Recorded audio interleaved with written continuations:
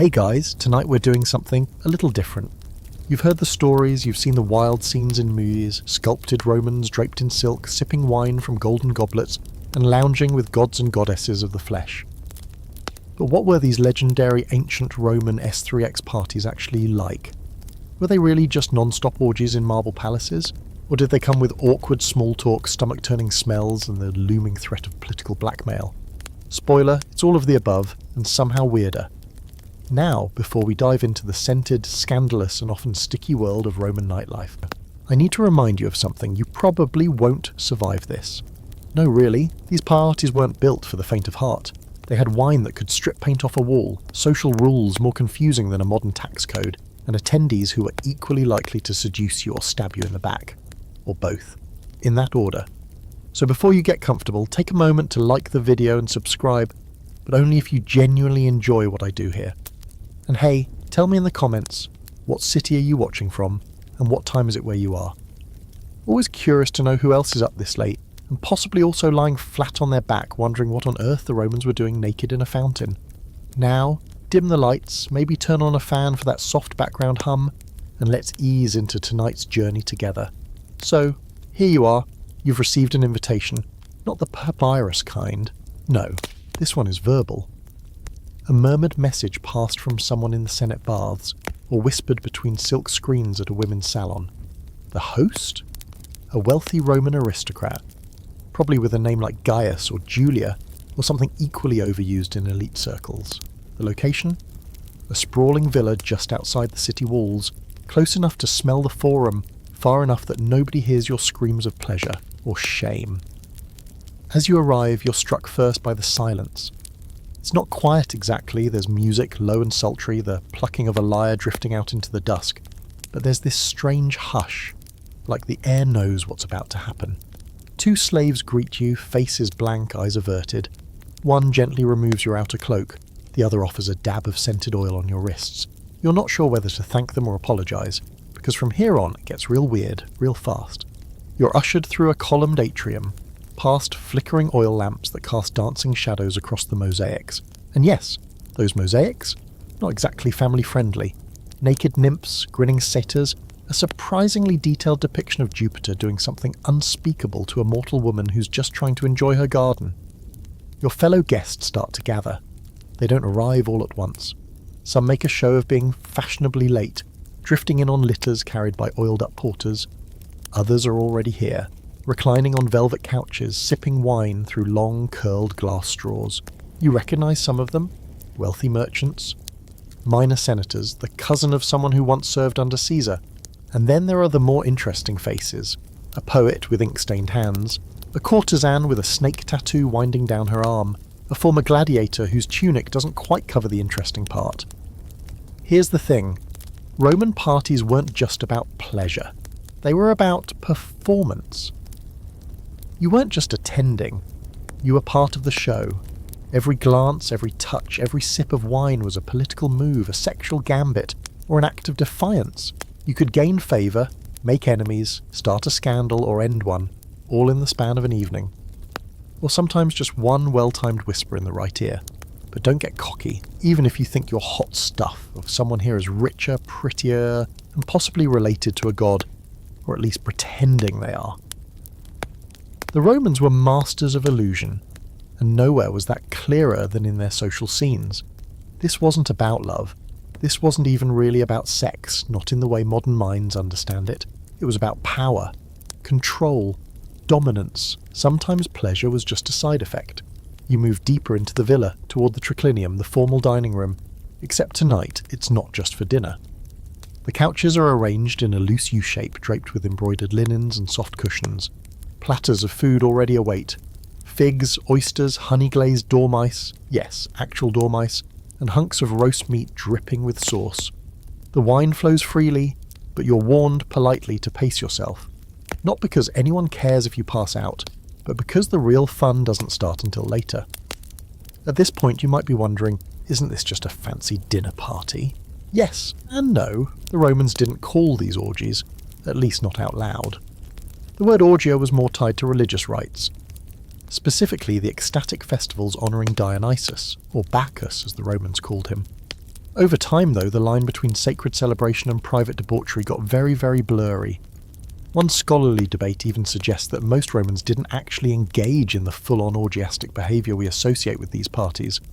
Some say that what we imagine, mass writhing bodies, masks, sex with strangers, was rare, possibly exaggerated by hostile historians or bored poets with too much wine and not enough self-control. Others argue the opposite, that these wild scenes happened all the time, especially among the ultra-rich. And it's just that no one wanted to write them down too clearly because, well, family reputations. Either way, you're here now. The host makes a toast, something about love and freedom and the blessings of Venus, and everyone raises their cups. You take a sip, it burns a little, laced with spices you can't name. The mood is shifting. The lights dim further, the music changes, deeper, slower. A girl walks by with no robe. She doesn't look at you. She doesn't need to. You realise quietly that there's no turning back. This isn't a party you attend, it's a current you let yourself get pulled into. You could try to swim upstream, cling to decorum, ask someone about the weather, but let's be honest, that toga won't stay on for long.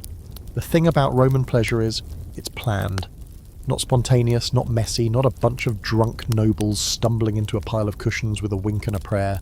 No, this is a full production. A Roman S3X party wasn't just a free-for-all, it was curated, scheduled, and heavily prepped. Think of it less like a casual hangout and more like a minor religious festival where the god being worshipped just happens to be your host's libido. So let's rewind a few hours. Before you even arrived in your loosely knotted toga and vaguely suspicious sandals, the host's household had been buzzing with activity, slaves cleaning every surface until the marble floors shone like still water, arranging flower petals around fountains and perfuming the air with incense and imported oils, some from as far as Arabia. The good stuff. None of that smoky temple resin vibe either. This is all about allure, sweet myrrh, spiced cinnamon, a touch of something musky that doesn't exactly say clean but does scream dangerously interesting. In the private quarters, the host is getting ready, and it's not just about picking out the sheerest tunic or making sure their sandals match their jewellery. This is a full spa day. Exfoliating scrubs, a bath in rosewater, hair removal because Romans hated body hair like it owed them money, and the liberal application of oil. Not just for the skin, but to give that glow, that otherworldly, yes, I'm wealthy, sexy, and might have just come from the gymnasium shimmer. Then there's the body slaves. These weren't just servants, they were living accessories. Beautiful, obedient, and trained in more arts than your average philosophy student. They did everything, helped dress their masters, adjusted jewellery, cooled them with fans, massaged away tension, and yes, sometimes acted as previews for the night's entertainment affair. Think of them as the Spotify playlist before the party kicks off, setting the tone, easing the mood, reminding you what's coming. But let's not forget the food and drink prep because this part's important. Roman appetites were legendary, and the pre-party meal had to impress. Kitchens, called courtesans, were hectic with chefs barking orders, slaves plucking birds, grinding spices, stuffing dormice and boiling sauces. You think foie gras is over the top? Try flamingo tongues, sea urchin mousse, and a sauce made from fermented fish guts called garum, which somehow ended up on everything. It smells like death, tastes like power. Now here's the twist. Everything at this party, from the first fig to the last gasp of ecstasy, is about display. This isn't private indulgence, this is theatre. The host doesn't just want people to have fun, they want people to talk about it tomorrow, to whisper in baths, to chuckle behind fan-ins at the forum. Did you see who she went off with? Can you believe he said that to the magistrate's wife? That's the point. You don't throw a party in Rome for intimacy. You throw it to shape your reputation. And the wine. Let's talk about the wine. Romans didn't drink it the way we do, not straight. That was barbaric, literally. Drinking unmixed wine was something a Gaul would do, and nobody wanted to be mistaken for a Gaul. So the wine was mixed with water. Sometimes hot water, sometimes cold, occasionally spiked with herbs, honey, or ground pearls if you were feeling extra, but while it was diluted, it was still potent, and you were expected to drink. Refusing could be seen as insulting or worse, boring. Of course, vomiting was normal, expected even. Vomiting between courses, vomiting between partners, vomiting between philosophical debates. There were even designated areas or buckets set aside for this. The The goal wasn't moderation, the goal was endurance, to prove you could handle it, handle the wine, the food, the seduction, the insults, the chaos, that you were worthy of the night. The whole structure of the party followed a pattern. The gustatio, light appetizers, the prima mensa, the main course. The secunda mensa, desserts, fruits and sweets. But that final phase wasn't just about honey cakes. It's also when the evening shifted gears. It's when music softened, lighting dimmed, and conversation turned suggestive. And by the way, Romans were not prudes. They didn't need candlelight and gentle whispers. In fact, they found overt displays of affection, especially by men toward their wives, kind of embarrassing. What they did enjoy were flirtations masked as philosophical banter, poetry filled with double meanings, and debates that slid from Cicero to bodily functions in under a minute. There was even a kind of master of ceremonies, the arbiter bibendi, a drinking king elected for the night. Their job? Set the wine-to-water ratio and keep things lively. Sometimes it was the host, but often it was a guest chosen for their wit, popularity or sheer audacity. They'd decide on drinking games, approve toasts and push the pace of the evening. Think of them as a mix between a sommelier, a stand-up comic, and a chaos gremlin. And yes, things could go off the rails. Maybe someone had too much Falernian and started quoting Homer while naked. Maybe a guest made an inappropriate pass at the wrong person. Maybe someone insulted the garum. There were fights, slaps, on rare occasions actual duels, but most of the time the social tension was part of the appeal. Who's flirting with whom? Who's trying to gain favour? Who's pretending to be coy but planned their entire outfit to be easily removed? Interestingly, one debated point among historians is whether these parties were common or only happened among the very elite.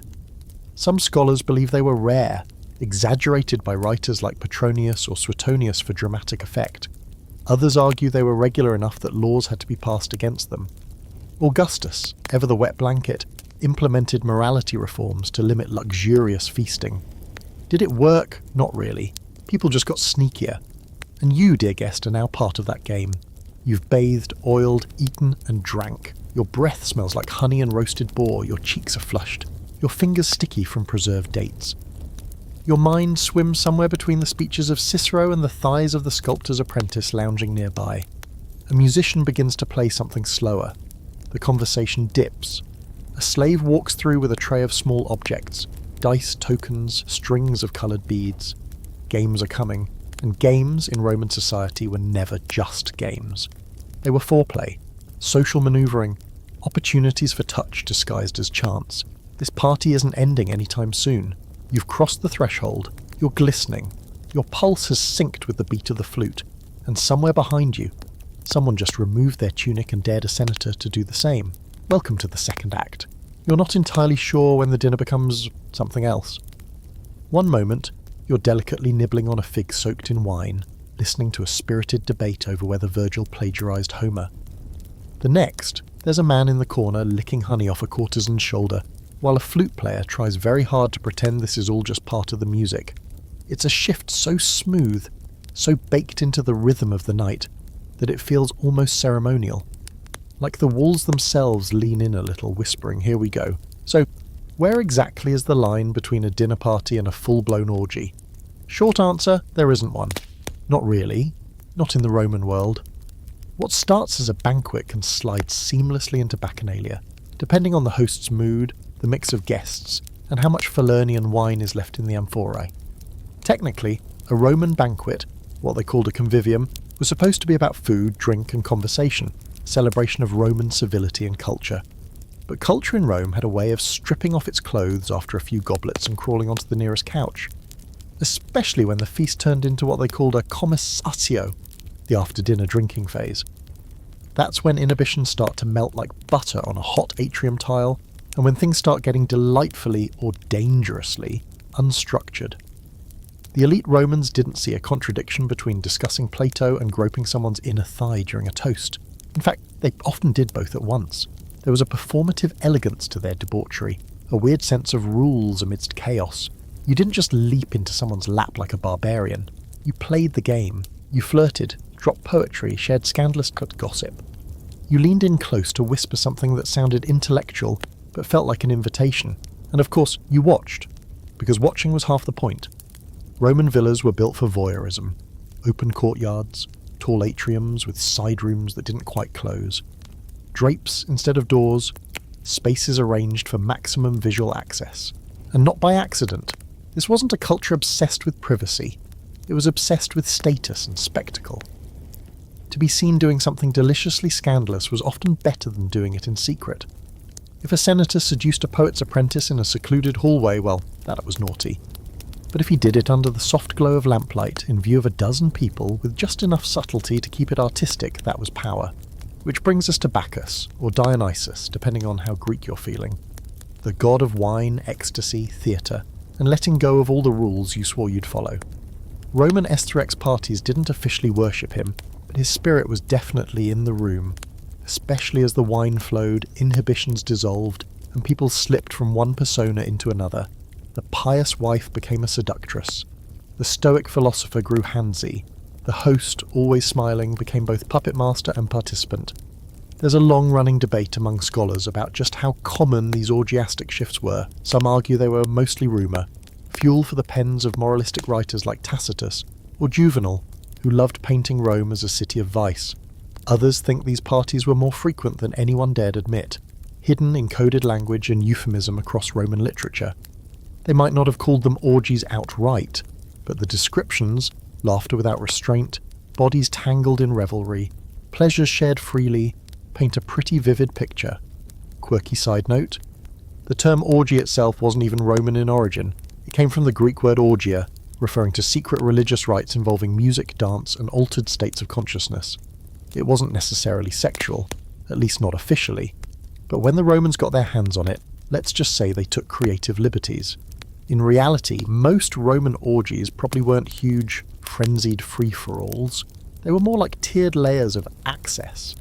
The public feast stayed semi-respectable, filled with suggestive talk and sideways glances, but behind the curtains, in the side rooms or gardens or private bathing areas, smaller groups slipped away. That's where the real indulgence happened. Not everyone participated. Some watched, some pretended not to watch, some made excuses and quietly left. And others?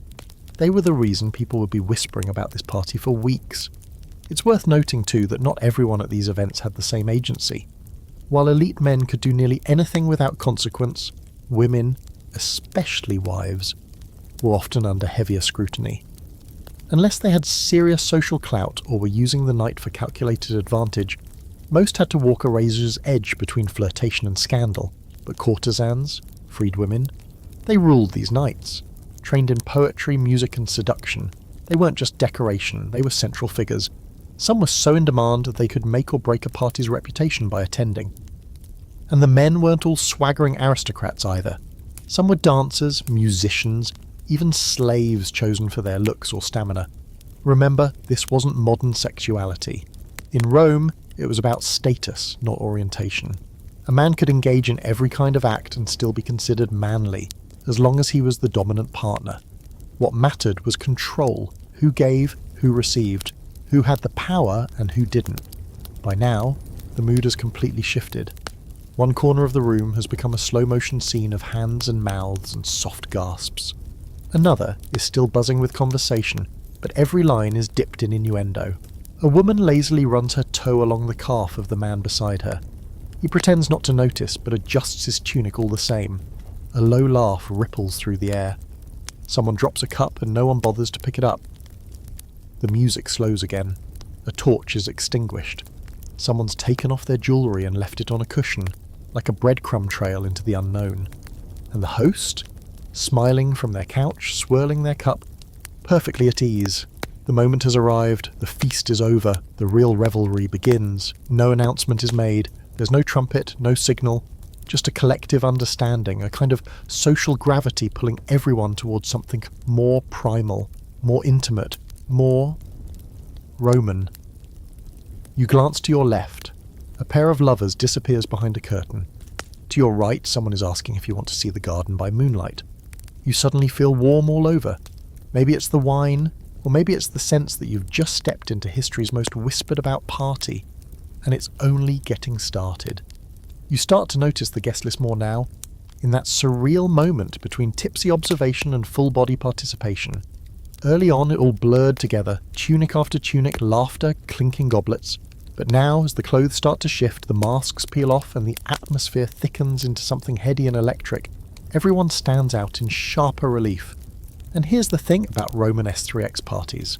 Not just anyone got in. The whole event was curated like an art exhibit, and you were either an admired piece or furniture.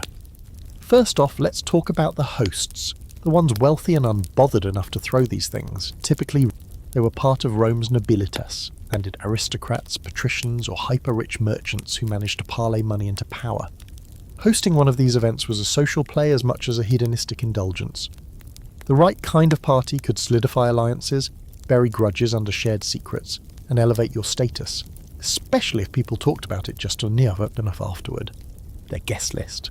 Well, it was a weird glittering mosaic. Yes, there were the senators and poets, the philosophers with carefully tousled curls, and the bored patrician wives who showed up just to not be left out. But you'd also find some odd additions. Foreign envoys curious about Roman excess, up-and-coming orators trying to cozy up to power, actors, usually considered just above slaves on the social ladder, were sometimes invited purely for flair, or for what they could do once the lights dimmed. And then, the beautiful ones, the real stars of the evening. Some were courtesans, meritresses, professionals in every sense of the word.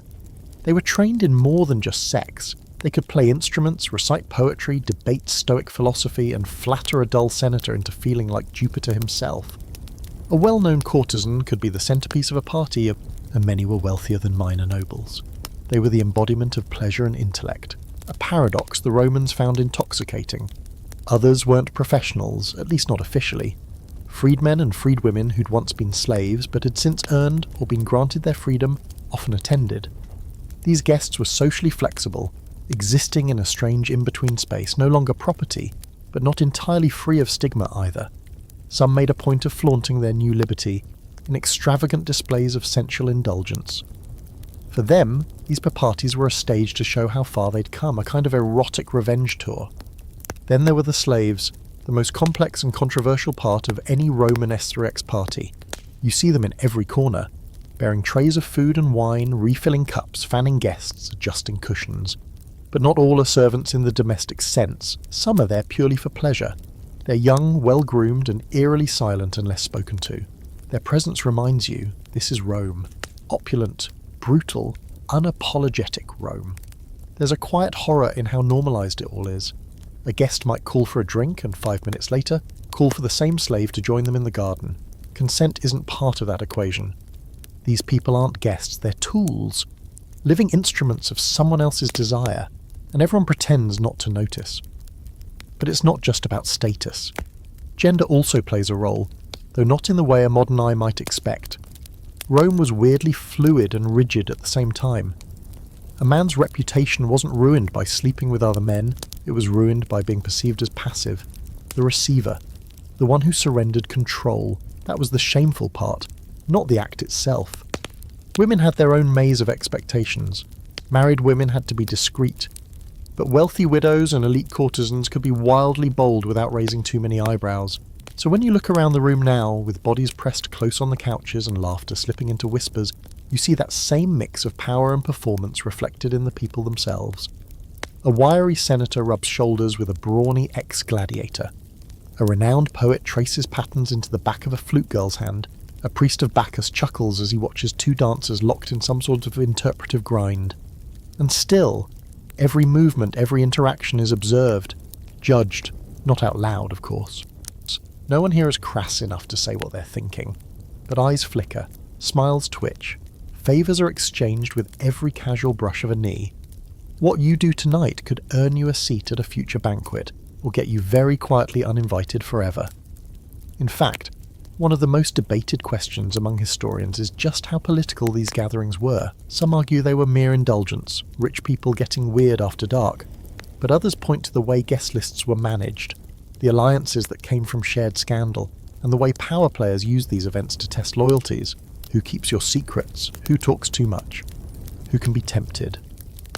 A Roman S3X party might look like chaos, but at its core, it was often chess.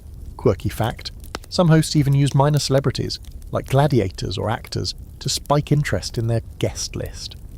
Did you hear Gaius is having that one Egyptian acrobat at his party?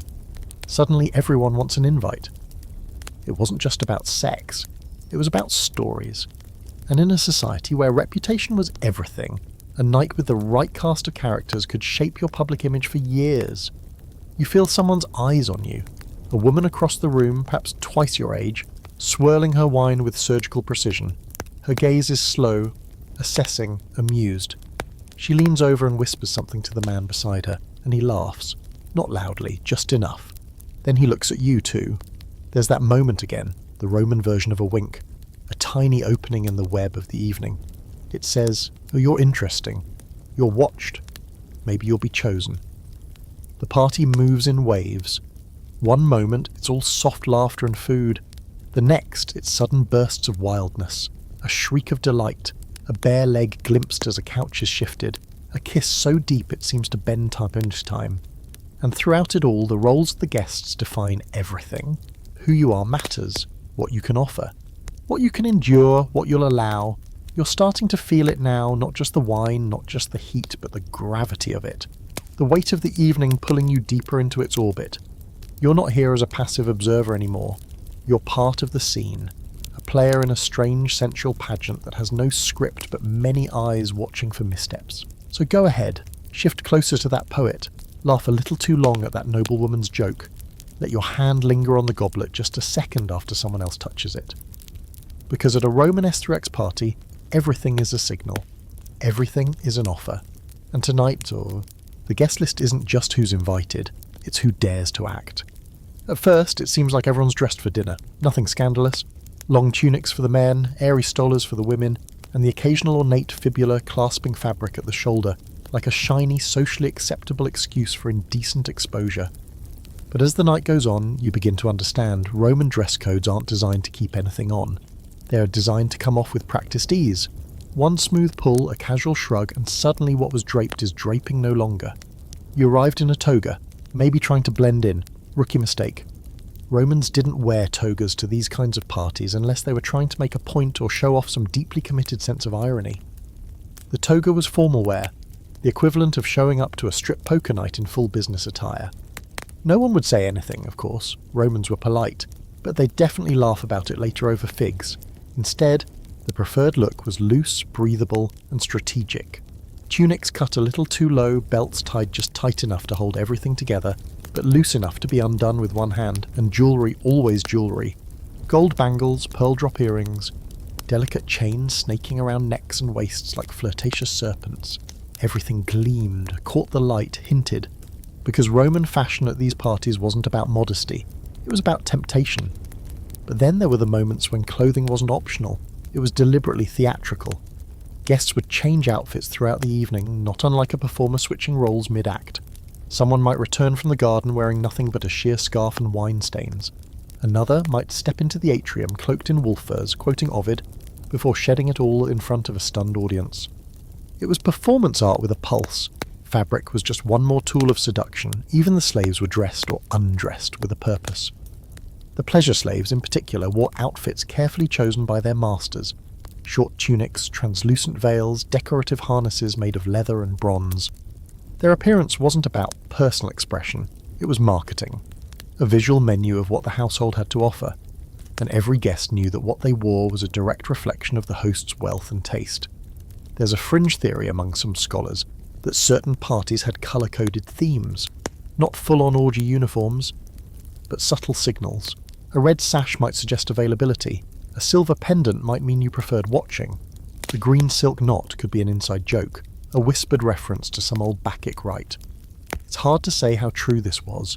Most surviving descriptions are vague or intentionally cryptic. But Roman society loved its signals, and what you wore or didn't wear spoke volumes. Even the materials had meaning. Linen meant wealth, Egyptian cotton, exotic luxury. Silk, real silk smuggled along the Silk Road was the height of decadence. It shimmered in the lamplight, clung in all the right places, and whispered extensive with every step. The fact that senators later tried to ban silk entirely for being too immoral tells you exactly how effective it was. Of course, there were also the people who showed up already naked, or nearly so. This was usually reserved for performers, dancers, or the host's special guests, those whose beauty was meant to be consumed like dessert. A girl with gold paint across her collarbones, a boy with henna spirals on his thighs. They didn't need clothing, they were the outfit. You realise quickly that the party doesn't require full nudity. That's not the point. It's about suggestion, layers slipping off over time. A tunic riding up as someone reclines too casually, a shoulder exposed mid-laughter, a moment when someone adjusts their sash and the fabric parts just enough to hint at something more. It's the in-between that fuels the anticipation. And don't think the Romans were shy about body modifications either. Tattoos, while more commonly associated with slaves or soldiers, sometimes adorned those seeking to make a statement. Piercings, especially of the more intimate variety, were rare but not unheard of in elite circles trying to shock or flaunt. Henna, body oils, even gold dust sprinkled across the chest or thighs, all of it enhanced the spectacle. But here's where it gets weirder. Some guests wore masks, not the elaborate bejewelled kind you'd see at a Venetian ball, but simple ones. Wood, leather, sometimes even ceramic. The reasons varied. Some said it was to channel the gods, others to indulge without consequences. With a mask, your identity blurred. You could be bold, you could be someone else, someone braver, or someone darker. There's ongoing scholarly debate about the use of masks at Roman parties. Some argue it was purely symbolic, borrowed from theatrical traditions and Dionysian rites. Others believe masks served practical purposes, hiding affairs, creating mystery, and adding a layer of safety for the elite engaging in not-so-elite behaviour. Either way, they added to the dreamlike liminal feeling of the night. You weren't quite yourself anymore. You were whatever the evening required you to be. Quirky fact: there's evidence that some partygoers even wore scented garments, tunics soaked in perfumes, fabrics infused with exotic resins, even sandals with aromatic oils rubbed into the soles, so that every step left a trail of intoxicating scent. Smell was just as important as sight. You weren't just here to be seen, you were here to be inhaled. The longer you stay, the more the costumes blur with the people wearing them. A senator's wife slips out of her sandals and reclines with her feet in someone's lap. A poet unlaces his tunic, not in a rush, but with practiced leisure.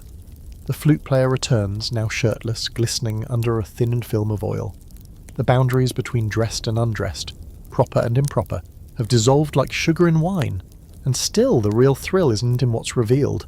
It's in the almost, the catch of fabric, the shimmer of gold against bare skin, the promise of removal without the act itself. Rome didn't rush pleasure. It prolonged it, teased it, and dressed it up in silk and pearls, and then, only when the audience had been thoroughly seduced, let it unravel. You glance down at yourself.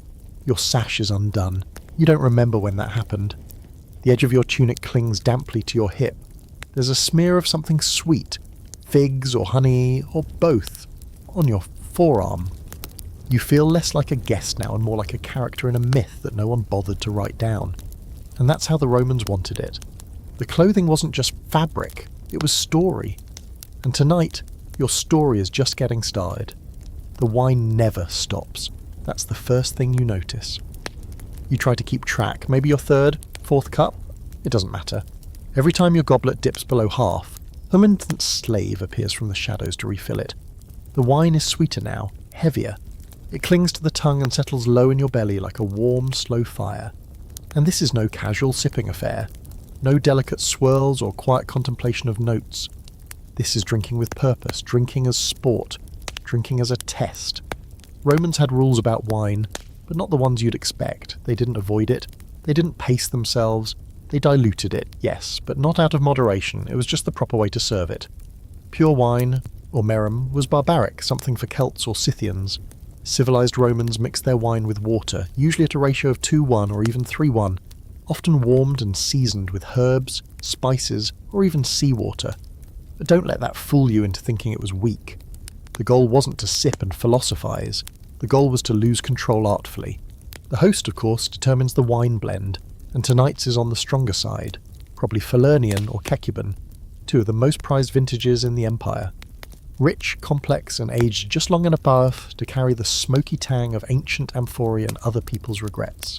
By your third cup, the room feels softer around the edges. By your fifth, your tongue feels like it's reciting poetry even when you're just asking someone to pass the olives. but even the wine is part of the performance. Drinking is ritual here. Each toast, each clink of a goblet, is layered with meaning. To drink too little is to be a killjoy. To drink too much, well, that's almost expected. Drunkenness is not a failure of self-control, it is a gateway. A doorway to saying what shouldn't be said, touching what shouldn't be touched, becoming someone you normally aren't. And then there's the vomitorium myth. Let's just clear that up. Contrary to centuries of bad jokes and lazy pop history, no, the Romans didn't build dedicated puke rooms into their villas. Vomitorium actually referred to the architectural exits in amphitheatres, passageways for crowds to spew forth, not food. That said, the act of vomiting was totally fair game. It was practical, strategic. You eat too much, you drink too much, you excuse yourself, you relieve yourself, and then you return for round two like a sweaty, smiling champion. There were bowls, buckets, and helpful attendants if necessary. Because when indulgence is the goal, purging becomes just another step in the rhythm. In some circles, this practice was even praised. Seneca, ever the killjoy stoic, complained bitterly about elite Romans who vomited so they could keep feasting. He saw it as decadence. Others saw it as endurance. A weird, twisted kind of stamina. After all, it takes commitment to empty your body just to refill it. By now you're seeing it everywhere. The way wine splashes over the rims of cups and stains the linens. The way people lean in a little too close when they laugh, slurring their Latin just enough to sound more Greek. Someone recites a poem about a nymph and a shepherd, but the metaphors fall apart halfway through the brew and dissolve into giggles. A man raises his goblet and makes a toast that sounds profound until you realise he's just quoting a line from a graffiti wall in Pompeii. I screwed the barmaid, but she poured a better drink. The drinking isn't limited to wine either. There are infusions, herbs steeped in spirits, honeyed liquors from the east, and something that smells suspiciously like pine resin but makes your lips tingle. One guest pulls out a vial of poppy extract and adds 2 drops to his goblet. Another whispers about mixing mandrake root into her drink for added potency. Whether it works or not, that's beside the point. The idea that it might makes everything feel more charged. And of course there's the arbiter bibendi, the drinking king. Elected early in the evening, often by dice or by the host's whim, their job is to keep things interesting. Tonight it's a wiry little man with a nose like a hawk and a voice that cuts through the room like a well-honed dagger. Every few minutes he calls out new rules. Drink with your left hand. No toasting without a kiss. Anyone who quotes Horace drinks twice. He struts like a ringmaster, weaving between the couches, plucking fruit from trays, pausing to whisper something obscene to a blushing flute player. When he stops in front of you, he raises a brow and demands a recitation, a line of poetry, anything. You fumble something about Venus and roses. He smiles, claps you on the shoulder, and fills your goblet to the brim. The drinking king wasn't just a party trick. He was a kind of sacred chaos, a reminder that even in a room full of senators and noblewomen, power could be overturned for one night. The most eloquent statesman might end up serenading a goat statue. The most dignified matron might challenge someone to a drinking contest and lose spectacularly. All in good fun, all in the name of Bacchus. And it's under this influence, this low golden haze of intoxication, that the next transformation happens. People slide closer, conversation becomes touch. The distance between your goblet and someone else's lips narrows. A man with ink-stained fingers presses his cup to your mouth, smiling. You drink, the wine is warm. His hand stays at your throat just a second longer than necessary. Across the room, 2 dancers have started a slow, rhythmic motion that looks less like a performance and more like foreplay. You're not drunk. Not exactly. It's something different. A floating, untethered sense that rules don't apply here. That you could say anything, do anything, and it would be taken in stride. You could quote Homer or moan into someone's shoulder, and both would be treated as poetry. Historically, this balance between revelry and ruin fascinated Roman writers. Petronius, in his Satyricon, describes banquet scenes that blend wit with filth, genius with gluttony. There's always a thin line between celebration and collapse, and every Roman party walked it. You glance around the room, goblets raised, spilled, refilled. Someone lies across a couch, eyes closed, lips parted, fingers loosely wrapped around a goblet like it's the only thing keeping them tethered to earth. The drinking king throws his arms wide and shouts, "Another round!" And just like that, the music swells again. You drink, you laugh, you forget whether this is your 7th or 8th cup. But what you do know is that the wine isn't just dulling your senses, it's heightening them. Every candle flicker feels like a secret. Every touch feels deliberate. You're not drunk, you're Roman now. Or at least you're playing one tonight. It's not even midnight yet, and already the couches are doing more than just seating guests. You'd think, given the sheer volume of space in these villas, the courtyards, the baths, the gardens, you'd have a lot of places to lounge. And you do. But the lectus triclinaris, the formal dining couch, is where most of the magic happens. These things aren't chairs, they're entire philosophies. Roman couches were not built for sitting. They were designed for reclining, for sprawling, for subtle thigh grazing and calculated intimacy. Each couch usually seats 3. That's not arbitrary, that's deliberate. The Romans didn't think about personal space the way modern people do. If anything, the closeness was a feature, not a bug. 3 guests per couch created an unavoidable intimacy, shoulders touching, knees brushing, shared plates balanced precariously near laps. And if you were lucky enough to get the centre spot, well, that's where the action tended to start. As you recline now, pressed between a blushing poet and a woman who smells like cinnamon and defiance, you realise something else. The couches were arranged like stages, 3-sided, facing the centre, with the open end left exposed for performers, servers, and, occasionally, other guests who prefer to watch. The formation is social engineering at its finest. Everyone can see everyone. Every interaction is visible. Nothing is hidden, unless you slip behind a curtain, and even then, you might return to find your seat has been, repurposed. The upholstery is soft, stuffed with wool and feathers, covered in richly dyed linens. You don't dare guess how many bodies have sunk into this particular couch, or how many whispers it's soaked up over the years. But you do notice it creaks slightly when someone shifts their weight too quickly. It's a small sound barely there. But in this charged atmosphere, it might as well be a thunderclap. There's something psychological about the couches too. Lying down next to someone instead of sitting across from them changes the whole dynamic. It feels conspiratorial, intimate. You're angled toward each other naturally, you talk closer, softer, you drink more slowly. And the moment one of you leans in to whisper something, the other doesn't flinch. They lean in too, like this is the most natural thing in the world. It's part furniture, part social weapon. You learn quickly that proximity equals permission. If someone drapes their leg across yours and you don't move it, that's a green light. If someone sets down their goblet on your belly like it's a table, you've entered a different kind of contract. Couches in Rome weren't just about comfort, they were about signal reading.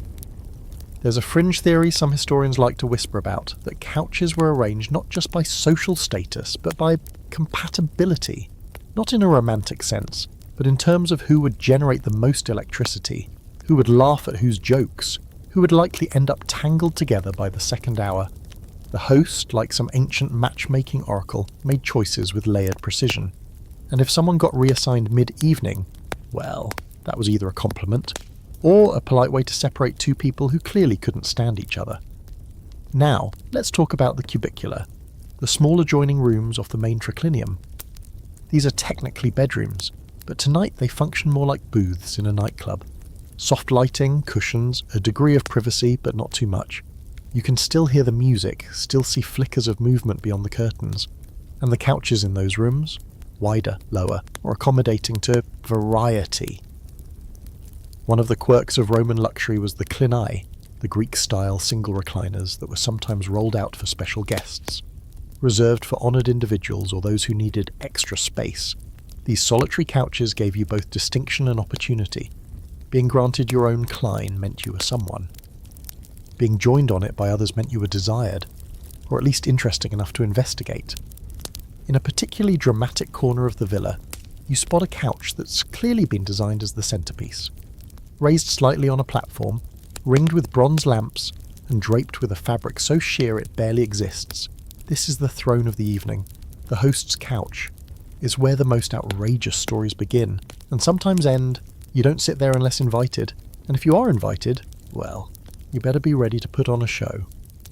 A few guests drift toward it now. One lies across the host's lap, laughing into their chest.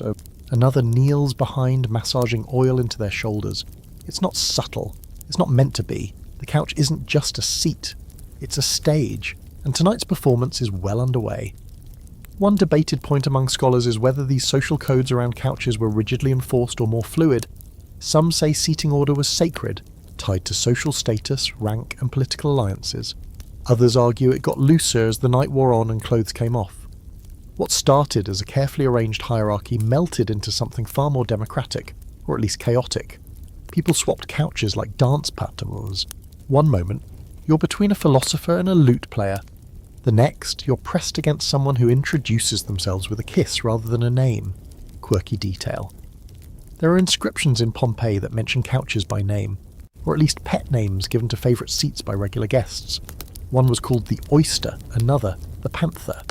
These weren't just places to sit, they were characters in the drama. Everyone remembered what happened on the Panther, and everyone who didn't remember probably drank too much and should ask around. You find yourself shifting now, stretching your legs under the shared table, your foot brushing someone else's ankle. You don't pull away, they don't either. A quiet acknowledgement passes between you. On this couch, everything's allowed, so long as it's interesting. Someone pours wine down another's throat. Someone else dips a finger in honey and traces it along a collarbone. The poet beside you starts to hum, absently playing with the hem of your tunic. The woman on your other side, cinnamon and defiance, leans in to whisper something, but all you hear is the word follow. Maybe to a cubicular, maybe to the garden, maybe to trouble. It's hard to say. All you know is the couch beneath you is no longer just a couch, or it's an invitation. The music isn't loud, that would ruin it.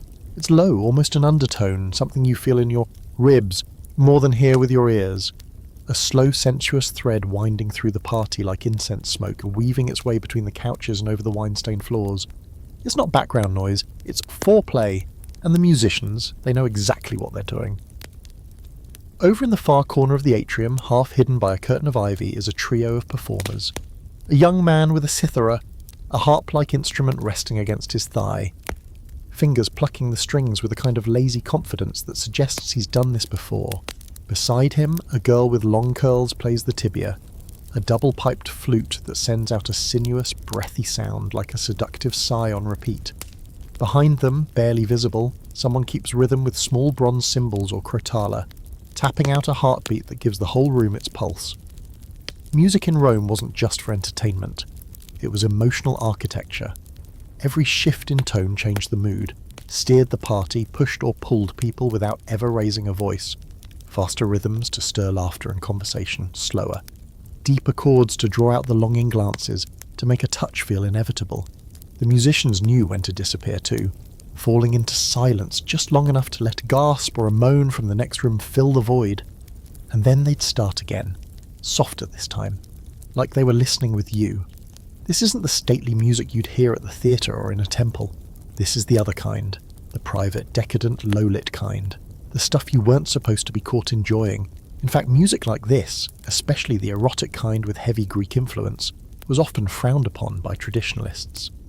Cato the Elder would have had a full nervous breakdown if he'd walked in right now. Moral decay, he'd mutter. No discipline. But really it was just Rome being honest with itself, and the musicians weren't just accessories. Some of them were slaves, yes, but others were freelancers, professional entertainers, often Greek, often scandalously attractive, sometimes infamous in their own right. A well-known flute player could be the talk of the city, especially if they were rumoured to do more than just play music. They were the DJs of the ancient world, except instead of pressing buttons, they used their whole bodies, fingers, breath, posture, to draw the room into their rhythm. Right now the music has slowed again, almost a lullaby. One long, low note slides across the room and seems to wrap itself around your spine. It makes your shoulders relax, your hips shift, your attention blur into the scent of oil and roasted figs. This is intentional. The musicians are easing you into the next phase of the night.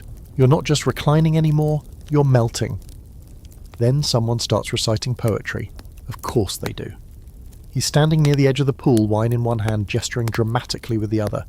His toga has mostly slipped off one shoulder, revealing a chest lightly dusted with hair and poorly concealed pride. The poem is about Venus, obviously. Something about her rising from the foam, her thighs like marble, her breath like cinnamon. It's not very good, but everyone pretends it is, because that's part of the game. A few guests sigh, some roll their eyes with a smile, and one woman actually applauds, though it's unclear whether she's clapping for the poetry or just enjoying the view. Poetry readings were a staple of these nights. Romans loved their words. and even at their most debauched, they clung to a thin veil of intellectualism. You could be pressed between two half-naked dancers, but if you quoted Horace correctly, you were still a man of taste. Bonus points if you could compose something original mid-orgy. And yes, that happened. It wasn't uncommon for someone to scribble a few erotic lines in charcoal on a wall or recite an impromptu epigram before untying someone's tunic. There's even evidence, fragmented, suggestive, that some parties had musical poetic duels. One performer would play a theme on their lyre, and another guest would respond with a verse, building tension through sound and word until the room was practically vibrating. If they ended in a kiss, all the better. If they ended in a group disappearing behind a curtain, no one was surprised. And let's not forget the dancers. They're here now, slipping into the open space between the couches. 2 women and a boy, all of them dressed in gauzy linen, dyed crimson and gold. The women move like smoke, arms rising and falling, hips swaying in soft undulations. The boy does something sinuous with his back that looks vaguely supernatural. Their movements aren't fast. They don't need to be. Every gesture is stretched, fluid, almost underwater in tempo. It's not a performance you clap for, it's one you breathe with. In one debated account, maybe exaggerated, maybe not, an emperor once hired dancers trained to mimic the acts of the gods in love. Each movement a reenactment. Jupiter seducing Io, Mars and Venus entangled beneath Vulcan's net, Apollo chasing Daphne. Except in this version, she doesn't get away. The guests watch. Some are mesmerised. Others start to mimic the rhythm, slowly reaching for the nearest exposed hip or shoulder. Music has that power. It doesn't just set the mood, it gives you permission. It says, now, quirky aside. Some Roman instruments were built specifically to enhance certain sounds, like the scabellum, a kind of wooden foot clapper worn by dancers to mark rhythm while keeping their hands free for other things, or the hydraulis, an early version of a pipe organ powered by water used for louder, more dramatic effects. Though let's be honest, that one's a bit much for a party like this. Unless you're Nero. Nero probably had a hydraulis player follow him around like a personal soundtrack. You feel the music in your bloodstream now, every beat syncing with your pulse. The cithara player looks up, catches your gaze, and doesn't look away.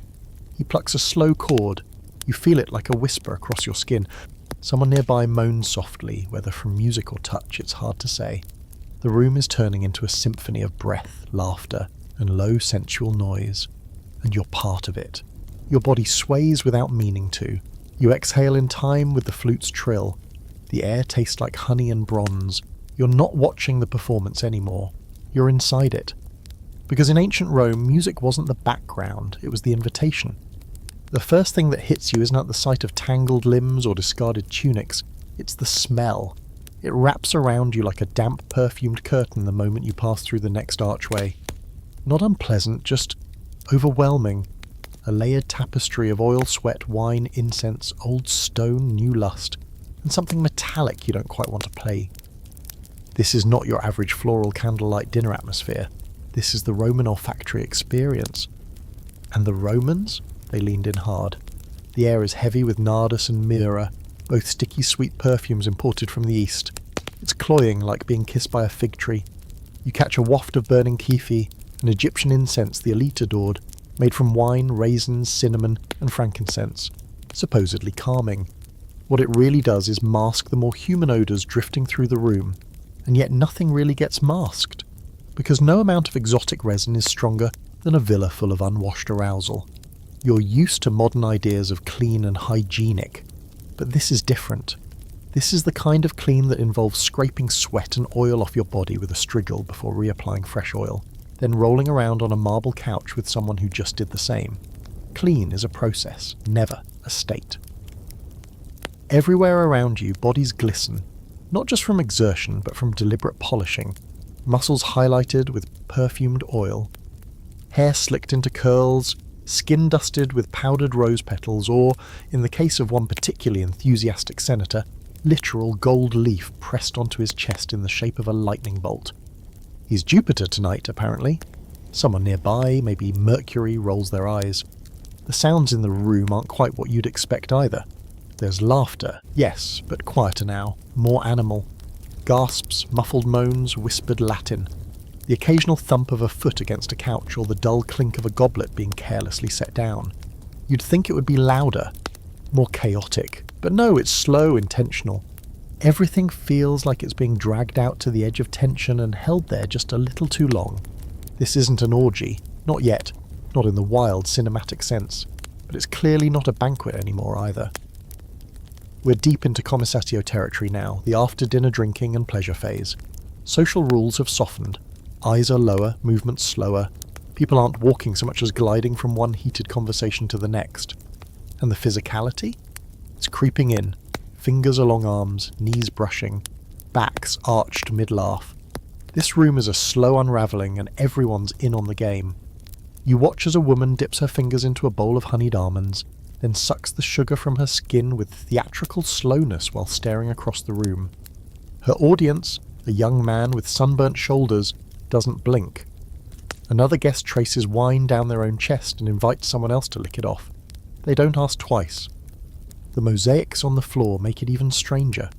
These intricate, multicoloured tile designs usually depict myths or pastoral scenes, but tonight they look like little murals of desire. Dionysus with his satyrs, Venus riding her shell, Pan chasing a wood nymph. All of them locked in the eternal pursuit or surrender, frozen beneath the guests like voyeuristic deities judging or maybe blessing their modern counterparts. One particularly bizarre image, a man riding a dolphin while holding a cup of wine. No one seems fazed by it. Some scholars argue that the Romans didn't separate sensuality from environment. The space was part of the seduction. Every room had its rhythm. Lighting was deliberate, lamps shaded just enough to cast shadows on the body's curves.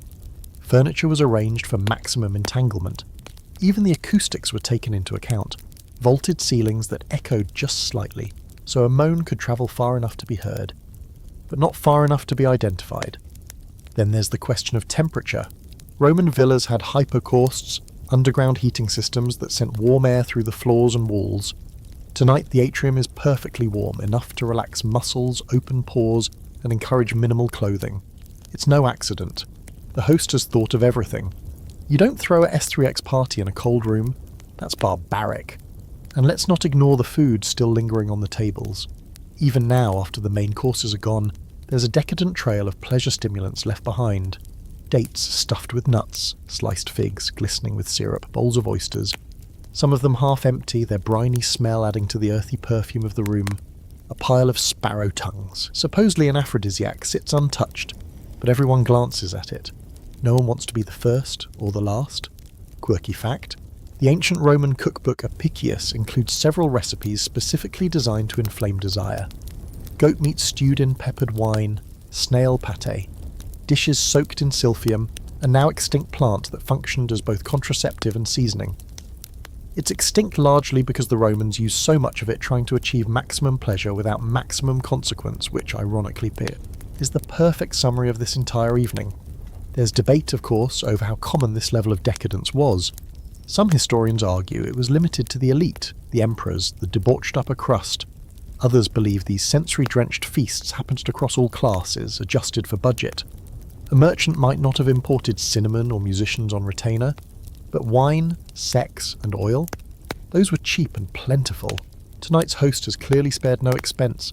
You step into a side room where the lighting turns golden and everything smells like lilies. A single flute plays from somewhere unseen. Inside, two guests lie wrapped around each other like vines, whispering in Greek. A third watches with glazed eyes and a knowing smile. They're not performing, they're just existing in this moment. But even that feels theatrical. Another room is full of cushions and low smoke. Someone's brought opium, maybe imported from Persia, and the air shimmers faintly with its haze. You don't inhale, but you breathe it in anyway. A woman beckons to you from a mound of pillows. Her hair is braided with silver thread. Her tunic is gone. Her voice is smoke and silk. Sit with me. I want to hear your voice before I taste your skin. You blink, your mouth dry. You're not sure whether to bow, run, or laugh. You do none of these things. You step forward, because that's how this place works. Every smell, every sound, every flickering light is a suggestion, a soft nudge, a murmur in your ear that says, let go. It happens slowly, and then all at once. One moment, you're still pretending it's just a very warm, very intimate dinner party with excellent lighting. The next, someone is straddling someone else near the fountain, and no one is pretending anything anymore. The shift isn't announced. No trumpet sounds. No host stands and declares, "Welcome to the orgy portion of the evening." It just unfolds. Naturally, inevitably, like gravity pulling the evening into its final fleshy descent. You don't realise at first how much has already changed. The lighting has dipped again, softer, redder. Fewer torches now, more oil lamps. Their flames flicker low, casting shadows that make bodies look like moving sculpture. Silhouettes kiss, forms twist. You see a shoulder here, a glint of gold there, the long line of a thigh, and then it all shifts again. The visual landscape has become liquid, sensual, a living fresco that constantly redraws itself. And the sounds have changed too. No more idle chit-chat about Senate gossip or debates over poetry. The room speaks now in sighs, gasps, the faint slap of skin against skin, and the occasional burst of laughter. Low, private, the kind that comes when you realise you're doing something outrageous and might never get the chance again. The musicians have stopped playing, or maybe they're still playing, but it's been swallowed by the other music now, the music of motion and contact. You're not sure where to look, or if you're supposed to. Are you participating yet? Are you still observing? The line's so blurry now it might not even exist.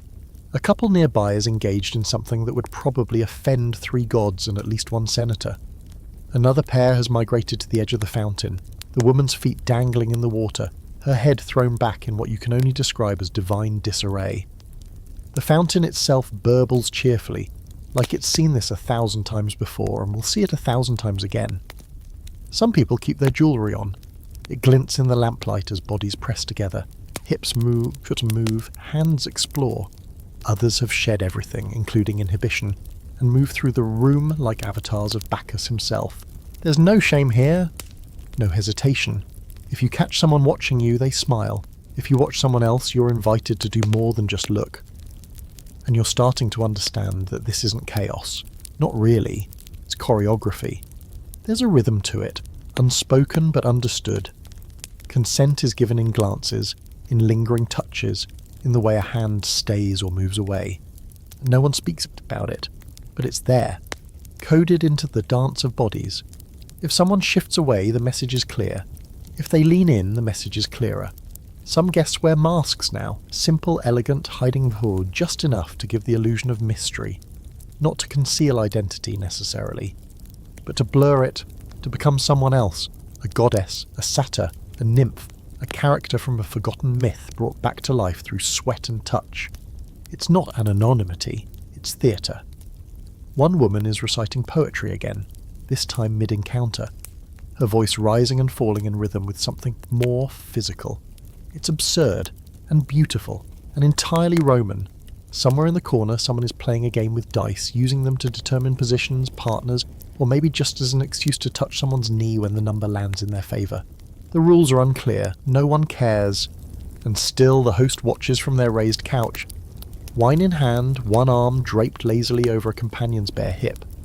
They're amused, pleased, occasionally motioning a servant to bring more wine, or adjust the cushions. They don't join in, not yet. But their eyes miss nothing. They are conducting an orchestra of sin, and every guest is an instrument.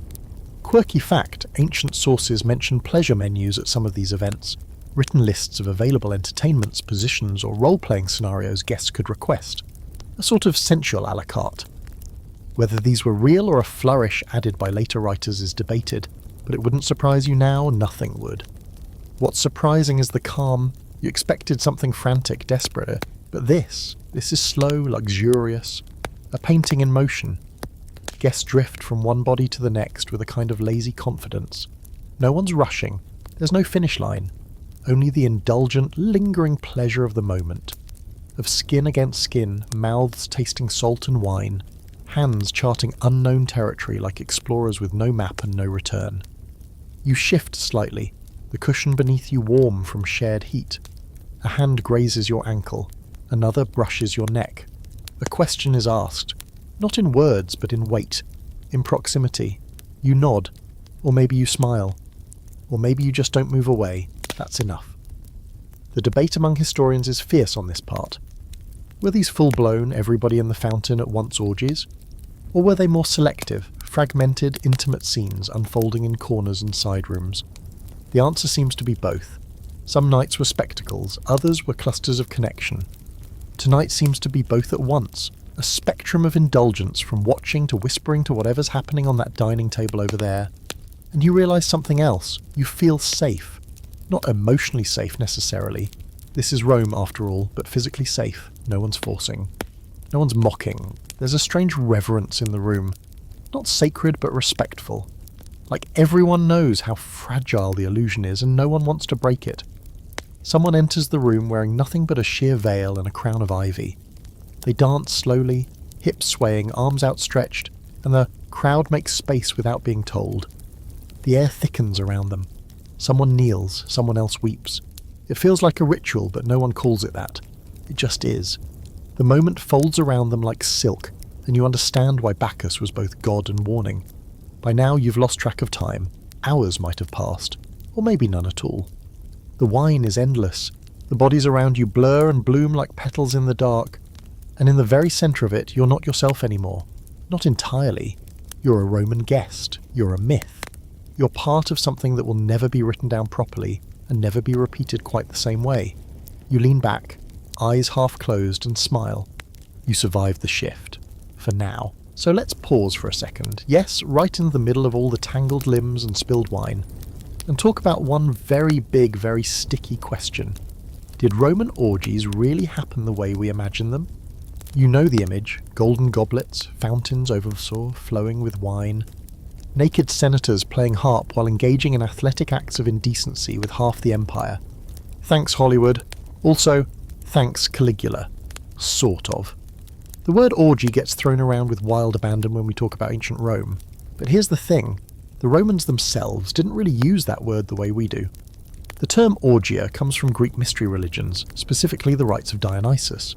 Those were sacred, ritualistic, ecstatic experiences designed to transcend the physical world. Dancing, music, trances, sure. Sex, possibly. But that wasn't the point. The point was union with the divine, but Rome being Rome, they took those mystery rites and, well, rebranded them, took the ecstasy, tossed the theology, kept the nudity. What started as spiritual communion became something a lot more carnal and a lot less mystical, or so we assume. Truth is, it's complicated, and that's where the myth of the Roman orgy begins to unravel. For starters, most of what we know about Roman debauchery comes from sources that aren't exactly neutral. Satirists like Juvenal, chroniclers like Suetonius, and bored aristocrats like Petronius wrote about sex, power, and excess with the subtlety of a flaming chariot. They weren't documenting history. They were making statements, often political ones, often with a wink. Take Suetonius' Life of the 12 Caesars, for example. His portrayal of Emperor Tiberius features a cast of pleasure boys trained to swim between his thighs and nibble like minnows. Is it true? Who knows? Sounds fishy. But it paints Tiberius as a moral degenerate, and that was probably the point.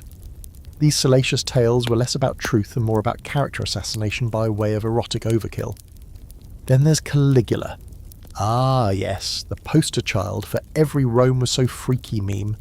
He allegedly turned the palace into a brothel, married and impregnated his sister, and declared himself a living god, and yes, held orgies that made Dionysus blush. Or so we've been told, but again, the only surviving accounts are from people who really hated him.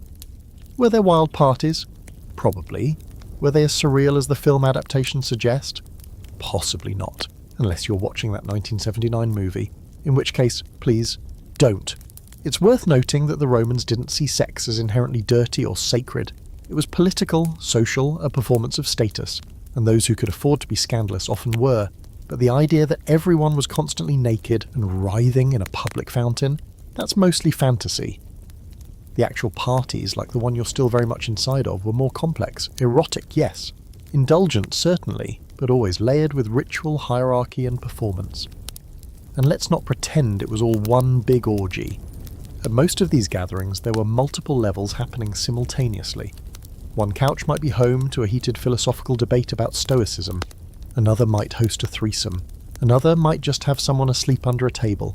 It was more of a spectrum than a singular wild event, and most of the elite valued discretion as much as indulgence. Reputation mattered. That's why these things didn't happen every night, just often enough to be remembered, whispered about, and exaggerated into legend. There's a well-known open scholarly debate about whether the Roman orgy is a historical reality or just literary invention. One side argues that elite Roman society absolutely engaged in ritualistic group sex events, citing fragments from poetry, gossip from court documents, and artistic depictions. The other side insists these were exaggerations, morality tales designed to shame or entertain, not document. The truth, as usual, is probably somewhere between those lines. There's even evidence that the actual Bacchanalia, the original orgiastic festivals honouring Bacchus, were eventually outlawed by the Roman Senate in 186 BCE because they got too intense. Livy, in his over-the-top style, described them as dens of debauchery where murder, conspiracy and wild sex ran rampant. Whether that was real or just a pretext for controlling the lower classes is still up for debate. What's certain is that the idea of the Roman orgy has outlived its historical moment by centuries. And why not? It's cinematic. It's scandalous. It's something people want to believe because it makes the past feel more exciting and makes our modern world look prudish by comparison. Quirky fact?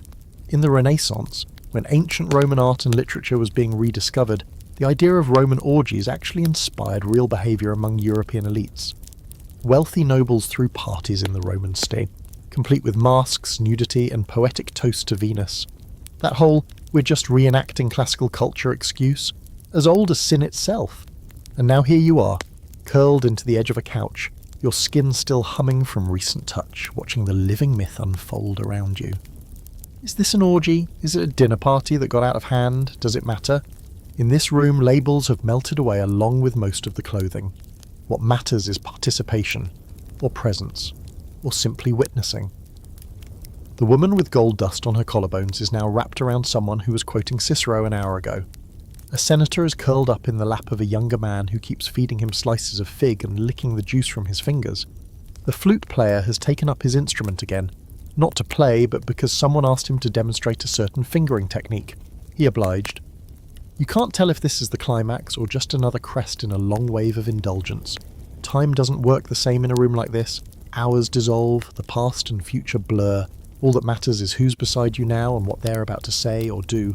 And even though you know better, you still think to yourself maybe the myths are true, maybe they weren't even wild enough. Someone claps lazily, and dice rattle onto the floor. Just like that, the room shifts again. The air, still thick with perfume and the hum of bodies, perks up just slightly as a small crowd begins to gather around the foot of the host's couch. No more poetry recitations, no more gentle stroking of lutes or thighs. Now it's time for games. Of course the Romans had games. You didn't think they were just going to lie around feeding each other grapes all night, did you? Romans loved structured chaos, especially when it came with prizes, punishments, and the possibility of creative humiliation. These weren't just parlour tricks, they were social tests disguised as entertainment. Play wrong and you look like a fool, play right and you might earn more than applause. Tonight's game of choice begins with tesserae, small six-sided dice carved from ivory or bone. They're passed around with the kind of reverence usually reserved for sacred relics or finely aged cheese. Each player takes a turn rolling and calling out a verse or a dare or a proposition, depending on how the mood swings. The host has apparently chosen the ludus impudicus version, the shameless game. Excellent. The rules are fluid, but the core idea is simple. Roll the dice, receive a challenge. Some are tame. Recite a line of love poetry without blinking. Steal a kiss from the next person who speaks. Others escalate fast. Remove an item of clothing using only your teeth. Whisper your darkest desire to someone who isn't wearing gold. Reenact a scene from the myth of Leda and the Swan. You pick which one you are. There's laughter. Real, deep laughter. Not the polite, social kind. The kind that comes when someone spills their wine mid-dare, or when a rigid senator turns a bright red after being told to seduce a couch cushion until it moans. The woman beside you rolls and lands on sixes. A double throw. The host's eyes gleam. Ah, they purr. A special task. After a whispered consultation with the poet lounging nearby, they declare, you must choose one guest and tie them to a couch using only the scarves of those watching. No one objects. Several scarves are thrown into the mix without hesitation. The woman grins, looks around, and her eyes land on you. Of course they do. What follows is somewhere between theatre and temptation. You're not resisting, why would you?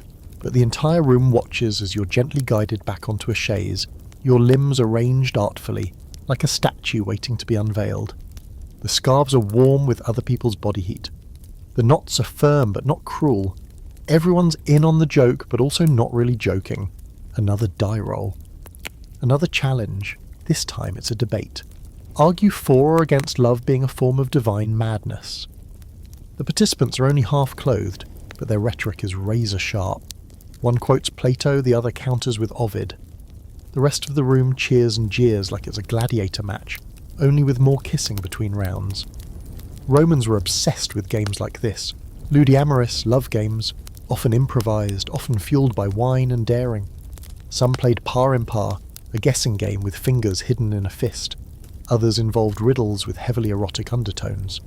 One favourite, referenced in a few fragmented texts, was Who Touched Me, played in the dark or behind a curtain, where a blindfolded guest had to identify someone by scent, skin or taste alone. You see echoes of that now. The guest is blindfolded with a wine-stained sash and spun around 3 times before being led to kneel in front of another. Their challenge? To name the person based on touch alone. There's giggling, then gasping, and then a triumphant shout, "Decimus!" Wrong. It's Lucilla. The punishment. A full recitation of a love poem, performed with a mouthful of grapes. The result is mostly spitting and innuendo. You're still half-tied when the host announces a new round of tell or touch. The rules are simple. You either reveal something scandalous or perform something scandalous, and the scandal bar by this point in the evening is already scraping the clouds. One guest reveals they once bribed a priestess for a glimpse at a sacred scroll. Another chooses touch and proceeds to massage the feet of the person who insulted their poetry an hour earlier, using only their face. Every new game folds into the next. The host switches it up with a storytelling challenge. Tell us of your first betrayal. The mood dips momentarily. A man speaks of a lover who poisoned him just enough to make him sick, so they could nurse him back to health and be praised for their care. The room goes quiet. Then someone breaks the silence with a snort. "At least she didn't stab you." Laughter erupts again. Scholars argue about how much of this was standard Roman behaviour and how much was reserved for the fringes, the elite, the eccentric, the morally unburdened. Some claim these erotic games were dramatisations, blown out of proportion by scandalised historians. Others insist that they were part of regular elite life, hidden behind closed doors and high walls. Either way, the rituals of play, of structured chaos, were undeniably real. Games served as a social lubricant, a mask of civility over raw desire. Quirky detail. Some parties even had professional ludi magisters, game masters, hired to invent and moderate new challenges on the spot. Trained in wit, charm, and just enough cruelty to keep things interesting, they were like ancient MCs. If your MC occasionally dared you to lick wine off a centurion's toes, you're finally untied, but not left alone. The scarf wielder stays close, whispering provocations with the casual menace of someone who's not done playing yet. Another round of dice begins. Someone shouts, "Winner chooses a god, loser must worship them thoroughly." A new game, a new myth to reenact. Maybe this time you'll be Mars. Or maybe just the altar. It's absurd and it's ridiculous. It's deeply, wildly Roman.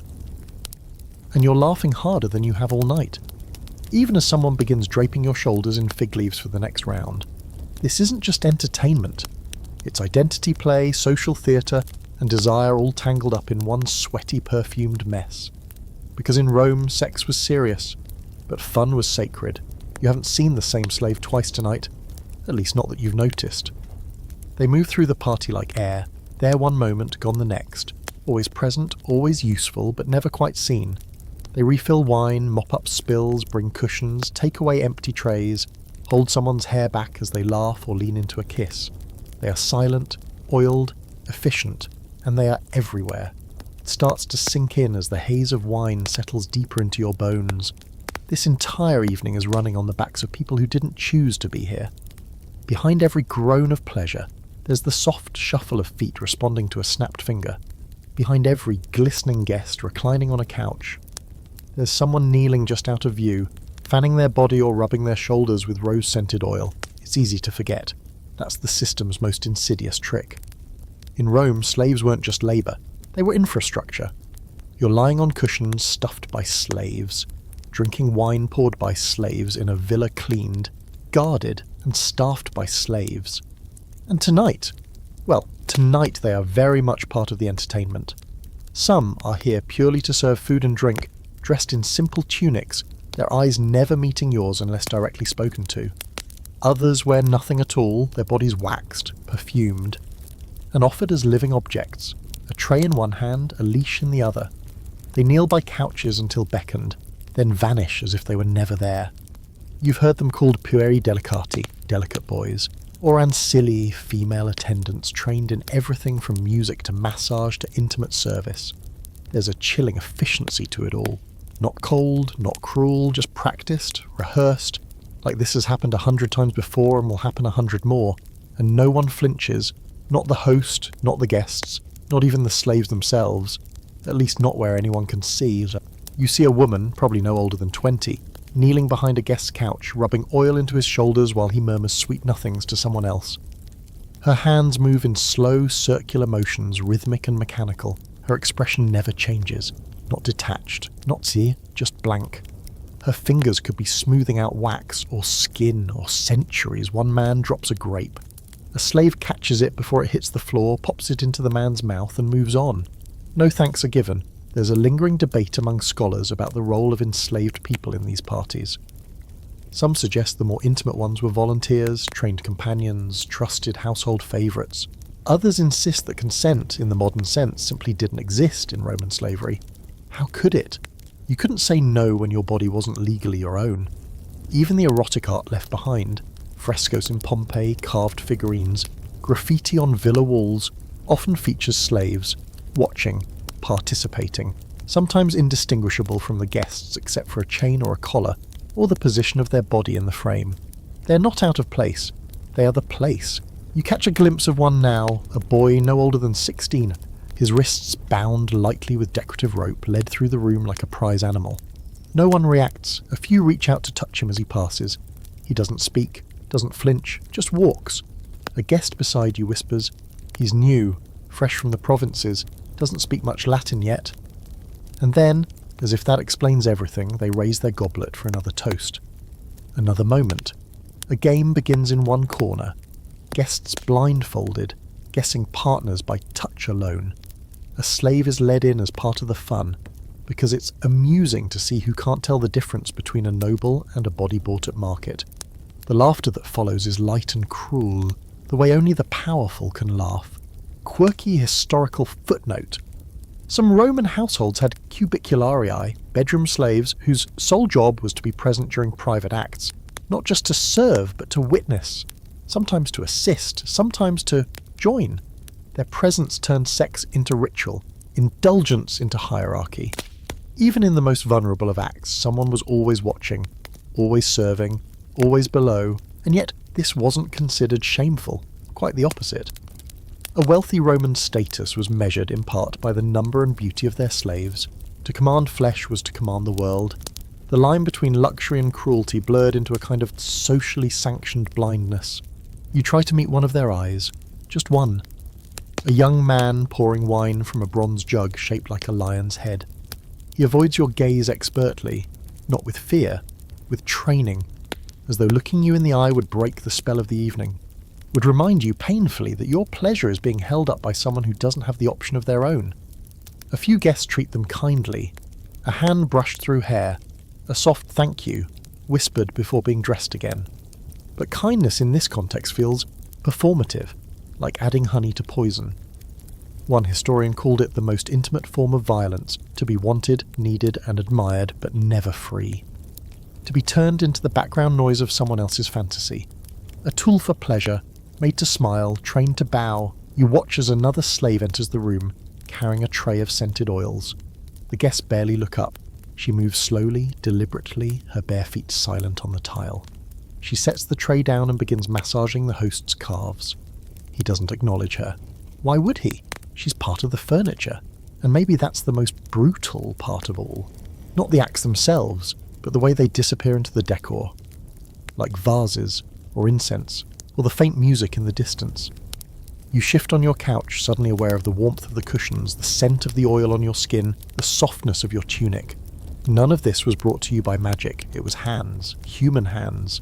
The party swells again, more laughter, more games, more silk sliding off shoulders. And somewhere in the middle of it, a boy kneels, pouring wine into a goblet that will never be his to drink. You take a sip, tastes like honey, and something else. You've been handed a fig stuffed with crushed pine nuts and drizzled with honey, and someone nearby claims it will make your blood burn and your toes curl. You're skeptical, but also curious, because in this place, at this hour, with this crowd, everything is either a lie, a spell, or both. And so you eat it slowly, and wait to see if the walls start pulsing. They don't, but your heart beats a little faster and the air feels warmer, and maybe it's the wine, or the fingers currently tracing a lazy circle on the back of your knee. But you suddenly remember that Romans believed in aphrodisiacs, with a passion usually reserved for temple worship. They had an entire informal science devoted to the art of arousal. The right food, the right scent, the right potion, they believed, could bend the body to new depths of pleasure. And they didn't whisper about it. They bragged. Recipes were shared in whispers at the baths, slipped into love letters, etched into the walls of inns and brothels. Everyone was always hunting for that perfect bite or sip that would unlock the divine furnace inside them. Tonight's party features a greatest hits platter of these lusty concoctions. Oysters, obviously, believed to resemble certain anatomical features and also, conveniently, full of zinc. Dates soaked in palm wine. Slices of goat liver marinated in coriander. A warm paste of honey and sesame spread across the belly, supposedly to draw blood to the skin. Even the wine has been steeped with cinnamon, pepper, and a hint of something bitter and root-like that no one can identify. The host just smiles when asked. You overhear a man boasting about an Ethiopian powder that turns a lover into a panther for hours. Another claims he once ground up sparrow brains and mixed them with crushed pearls. Did it work? He shrugs. She fainted, but it might have been the heat. One of the more popular offerings being passed around tonight is a small glass vial tied with a red string. Inside is a murky golden liquid, thick like syrup and reeking faintly of vinegar. It's supposedly an erotic elixir made from wine, honey, and the dried testes of a desert lizard. A courtesan swears by it. A senator gags at the smell but downs it anyway. His pupils dilate a moment later. He starts reciting Virgil, backwards. There's a long-running scholarly argument about how much faith Romans really placed in these aphrodisiacs. Some historians believe it was mostly psychological, the ancient version of a placebo effect. Others insist the Romans were serious herbalists, skilled in botanical mixtures that did more than just taste weird.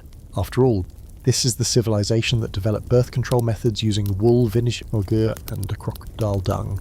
Don't underestimate their creativity. And then there's silphium. Oh, silphium. A now extinct plant from Cyrene, shaped like a heart and once worth its weight in gold. Used in food, medicine, and, most famously, as both a contraceptive and an aphrodisiac. Some say it worked so well that it was over-harvested into extinction. Others say that was just good marketing. Either way, Romans adored it. Coins were minted with its image. Poets sang its praises. Tonight, someone claims they have a rare vial of oil extracted from a silphium relative. Some is poured onto a breast like it's holy water. You don't know if it works, but several people volunteer to lick it off and test the theory. Not all of these passion boosters are edible. Some are meant to be worn. The man beside you is currently smearing his collarbone with a paste made from garlic, myrtle berries, and the sweat of a gladiator. He says it drives women wild. The woman he's flirting with says it makes him smell like an exhausted vineyard. Neither of them stop. Quirky detail. There's a surviving recipe from an ancient physician involving the ashes of a burnt hedgehog, mixed with goat bile and applied to one's thighs for great virility. The hedgehog was optional, apparently. The bile was not. Perfumes, too, are part of the magic. You notice how many different scents are in the room now. Spikenard, frankincense, even a touch of asafoetida, the famously foul-smelling root some claimed was an aphrodisiac when mixed with honey. The guests practically wear the promise of pleasure. The scents are layered onto skin, combed through hair, dabbed behind knees and along the edges of tongues. It's like watching alchemy, but hornier. One woman approaches you holding a fig leaf. "Bite this," she whispers. "It's soaked in bull's blood and saffron. You'll never love anyone the same way again." You hesitate. She raises an eyebrow. Afraid of love? She purrs. You bite it. It's sweet, a little earthy. The effect is instant. Your mouth goes dry, your skin buzzes, and the air around her seems to shimmer like heat over a summer road. Okay, maybe not just a placebo. And then there are the rituals, the non-edible, non-scented, slightly weirder approaches to desire enhancement. One guest insists on reciting a hymn to Venus before each kiss. Another draws a symbol on their chest in olive oil and asks you to press your lips to it to activate the spell. It sounds ridiculous. You do it anyway. In the corner, someone is chanting softly in Greek, placing tiny offerings of cinnamon bark and rose petals into a shallow bowl of wine. He invites you to drop something in. A piece of yourself, he says. You offer a strand of hair. He smiles, murmurs something that might be a blessing or a joke, and presses the bowl to your lips. Later, someone claims to have rubbed his feet with a paste made from nettles and goat fat. Stimulates the nerves, he says, from the ground up. No one is surprised when he's still going strong an hour later, long after others have collapsed in various states of bliss or strategic napping. You begin to realise that half the thrill of these potions and powders and paste-rubbed feet isn't whether they actually work. It's that they might. The possibility of transformation. The idea that somewhere in this garden of vices, there's a bite or a sip or a kiss that unlocks something more than just arousal. Something transcendental, sacred even. The Romans didn't need their aphrodisiacs to be real. They just needed them to feel real. To add spice to a night already brimming with fantasy. Because desire at its core is part mystery, part suggestion, part very expensive herb ground into someone's soup. You take another fig from the tray. This one's dusted with saffron and something that makes your tongue tingle.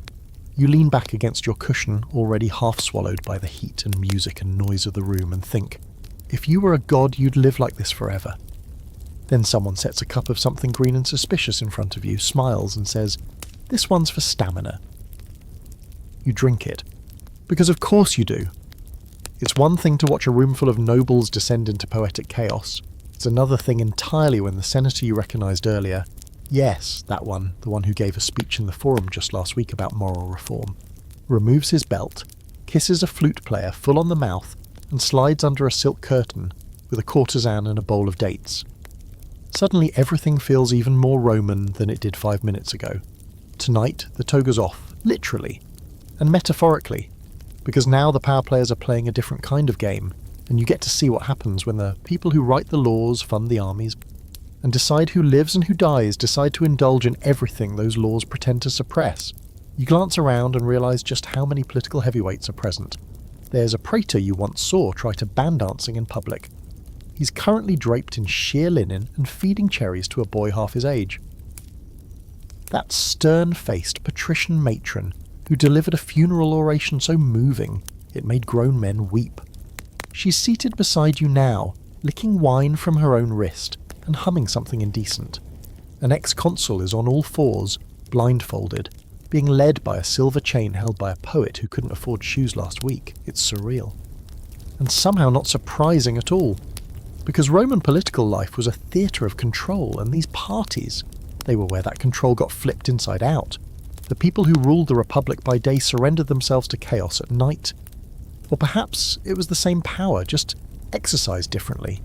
After all, dominance comes in many forms. Tonight, it's whispered in kisses, traded in moans, scribbled in lipstick on marble columns.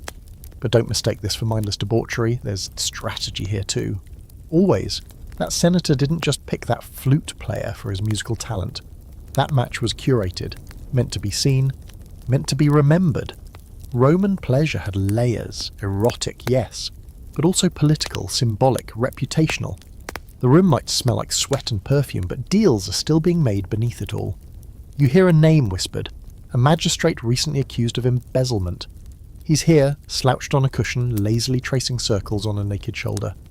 By morning he'll be scandal, but tonight he's untouchable, wrapped in laughter, flesh, and the protective blur of complicity. Because when everyone's misbehaving, no one's calling the guards. You start to understand how these parties work behind the surface. They aren't just for fun. They're for testing loyalties, watching who pairs with whom, who breaks, who bends, who reveals a little too much under the influence of wine and a well-timed dare. A whispered secret, spilled mid-climax, can be more valuable than 10 denarii. Blackmail, seduction, alliances, all flowing as freely as the spiced wine. It's an old trick, really. Julius Caesar was notorious for his sharp use of personal scandal. He made sure to control the rumours about himself. Yes, even the ones about his supposed habit of being everyone's woman in Bithynia. Better to own the narrative than be eaten by it. And Caligula? Well, he blurred the line so much between public life and private vice that it became impossible to separate the ruler from the riddle. There's a quiet scholarly debate about whether these elite parties were open secrets or deliberately obscured. Were they common knowledge? Or did only the invited ever know? Some argue that tales of wild senatorial misbehaviour were exaggerated to discredit enemies. Others claim these gatherings were documented in coded language. Poems, letters, gossip scribbled on walls. Because they were so routine, they didn't even feel scandalous anymore. Quirky fact, some Roman villas had dedicated triclinia obscura, private, soundproof dining rooms designed not just for intimacy, but for privacy from the staff, the family, the world, the kind of room where a senator could wear nothing but grapes and still leave without his political reputation in tatters. Of course, not every politician survived the party. Rome had its limits, even if they moved like fog. If your bedroom antics became too public or too humiliating, you might find yourself the subject of a satirical poem. Or worse, a court case. That's how many reputations fell, not from what they did, but from who talked afterward. One senator, decades ago, was allegedly seen at a party wearing a woman's stole and playing the part of a temple maiden during a mock ceremony. It was all fun and games until someone painted a fresco of it and stuck it in a brothel. His career ended shortly after. But for many of these powerful men and women, these nights weren't a risk, they were a release. A relief, an evening to be human again, stripped of toga and title, or for some to indulge in the power games of the bedroom the same way they did in the forum, strategically, dramatically, and with a very specific audience in mind. You notice the host is now entwined with a senator and a freedwoman whose laugh could shatter glass. They're playing some kind of game with peeled figs and blindfolds. Every so often, the host whispers something into the senator's ear, and the senator just nods, dazed and amused. You wonder what favours are being traded in those murmurs. What promises are being sealed with honey and touch. And then it hits you. You're part of this now. You're in the ring. A guest, yes, but also a witness. Maybe even a future alibi. Someone pulls you close and kisses your throat with the kind of confidence usually reserved for people with bodyguards. What do you want? They ask, lips grazing your ear. You don't know if they mean tonight or from Rome itself, because here politics and pleasure are bedfellows, literally. And the bed, it's wherever power decides to lie down. The wine is still flowing, but now the conversations have started slipping into Greek. That's how you know the night has truly crossed over. When Romans switch languages mid-pleasure, it usually means one of three things. They're trying to sound smarter, they're trying to sound clear, or they're drunk enough to believe both at the same time. And tonight, it's all three. You catch fragments. Error se mechi thanatu. I will love you until death. Dos me philema. Give me a kiss. Scorpisunton eleon. Pass the oil. That last one may or may not be an innuendo. This might seem random, pretentious even. But in Rome, Greek wasn't just for philosophers and drama nerds. It was the language of seduction, sophistication, and more importantly, inspiration. Because when the Romans wanted to throw a party, they looked to the Greeks, and then they added more oil, more scandal, and about 3 times as much power tripping. Rome didn't invent the idea of mixing wine, music, poetry, and flesh. That was the Greek symposium, an elite drinking party where men lounged on couches, recited Homer, flirted shamelessly with flute girls, and occasionally woke up with an entire goat painted on their back. The Romans inherited this format like a family recipe, and then modified it beyond recognition. The Greek symposium was relatively structured. Men drank in rounds, guided by a symposiarch, a kind of wine referee. There was a strong emphasis on conversation, philosophical debate, and self-control.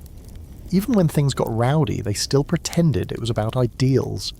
Romans, on the other hand, turned it into the convivium.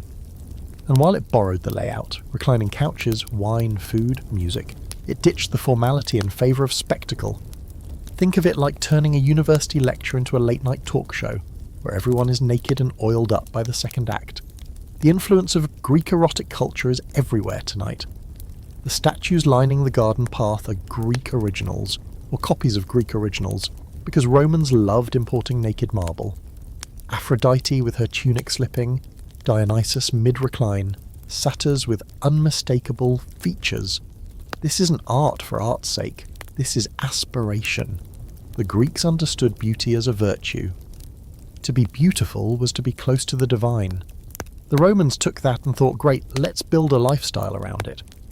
You overhear a man discussing Sappho, yes, that's Sappho, while someone traces a finger down his spine. He's quoting her verses about female desire, and no one bats an eye. In fact, a few guests lean in, intrigued. Sappho, of course, was Greek, and very much female. And her work, what remains of it, is rich with longing, softness, touch. In a Roman party, her poetry is both subversive and perfectly at home. There's a long-standing debate among scholars about how deeply the Romans truly respected Greek erotic traditions. Did they admire them as refined cultural achievements? Or did they co-opt them, twisting them into excuses for self-indulgence? The truth is probably both. Rome saw Greece the way someone sees an older, cooler sibling. Part admiration, part envy, part need to show they could do it bigger. Quirky aside, there are surviving Roman texts where Greek is used only during the erotic scenes, as if switching languages could elevate the filth to literature. One poet writes of his lover's moans in Greek, but describes his debt collection in Latin. Priorities. You wander through the garden now, cooler air licking at your skin, and it feels distinctly Hellenic. The path is lined with torches, vines creep up marble columns, the trees are heavy with olives and soft fruits. Somewhere a woman plays a lyre and sings in a language you almost understand, and just ahead, through the soft rustle of leaves, you see a figure posed like an ancient relief, arched back, hands in hair, lit by firelight. You remember reading once that Plato's Symposium included a speech suggesting that lovers make the best citizens, because their passion drives them to nobility. The Romans weren't exactly into democracy, but they liked the idea of erotic force as motivation. Tonight, you see that philosophy in motion. Passion has become performance, and everyone's competing for beauty, attention, power, connection. A young man approaches you, draped in a thin chiton, speaking in Greek. You think he asks your name, but it might have been a question about whether you believe in destiny. You answer anyway. He laughs and quotes something about Eros being a great tyrant. Then he presses his forehead to yours. You can't remember if that's Greek custom or just a really intimate way to say hello. Either way, it works. Back inside, a group reenacts a scene from Aristophanes' The Frogs, but with significantly more nudity and anachronistic props. Someone hands out masks shaped like Dionysus's face. Someone else hands you a goblet and tells you it's a crater filled with truth and fire. You take a sip. It tastes like wine, smoke, and whatever dream you were just starting to have before someone touched your hip. A few guests wear garlands made of ivy and laurel, classic Greek symbols. Ivy for Bacchus, the Roman Dionysus. Laurel for Apollo. The gods are always welcome at these parties, even if they tend to show up as metaphors or role-play scenarios. One woman is dressed entirely in gold dust and refers to herself only as Artemis. No one argues. The host gives a toast in Greek now, something about beauty being a kind of madness. Everyone nods solemnly. Then the toast dissolves into laughter as someone spills wine down their chest and a passing flute boy licks it off without missing a beat. It's not parody, it's a homage. A strange, sensual, slightly unhinged love letter to a culture Rome never quite stopped worshipping, even as it conquered it. And you feel it, too, the shift in tone when Greek slips into the air. The party grows dreamier, more theatrical, like you're not just playing at decadence, you're stepping into a role, a lover, a muse, a myth. The language isn't just words anymore, it's atmosphere. You could float through the rest of the night like this, half in Latin, half in Greek, all the way in, somewhere between Plato and pleasure. By now, the concept of normal has completely left the building, along with most of your clothing. What remains is a kind of primal pageantry, and yet, even in this hedonistic swirl, you begin to sense an invisible scaffolding.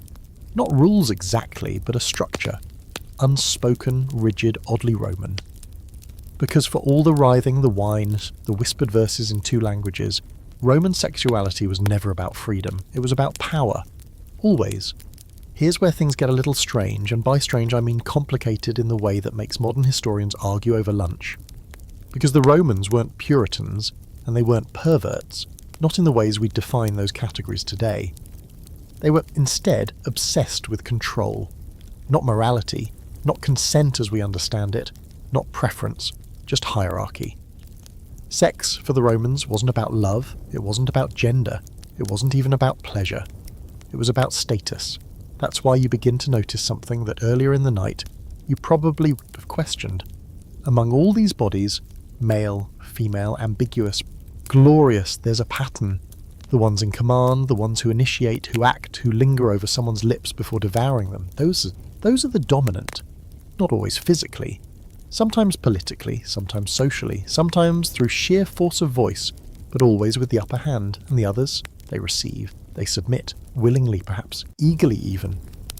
But it's not a level playing field. You remember the quiet rule etched deep into Roman culture. It wasn't shameful for a man to sleep with another man, but it was shameful to be the one penetrated, unless of course you were a slave, a foreigner, or very rich and didn't care what anyone thought. Romans didn't label sexual orientation the way modern cultures do. There was no gay or straight, there was only active and passive, penetrator and penetrated, power and submission. You're watching it unfold now in real time. That poet with the high cheekbones is currently on his knees, between the legs of a much older man who's not so much making love as issuing instructions. A noblewoman reclines on a pile of cushions while two younger companions oil her calves. She doesn't speak, she doesn't need to. One flick of her wrist and they respond. This isn't equality, it's theatre. And everyone knows their part. Quirky fact, ancient graffiti from Pompeii reveals a shocking amount of honesty about Roman views on these dynamics. One particularly famous scrawl reads, "Maritus fella vir non est." A husband who performs oral sex is not a man. It's not about the act, it's about the role. If you give pleasure, especially in a submissive way, you lower yourself. Even if your partner is your wife.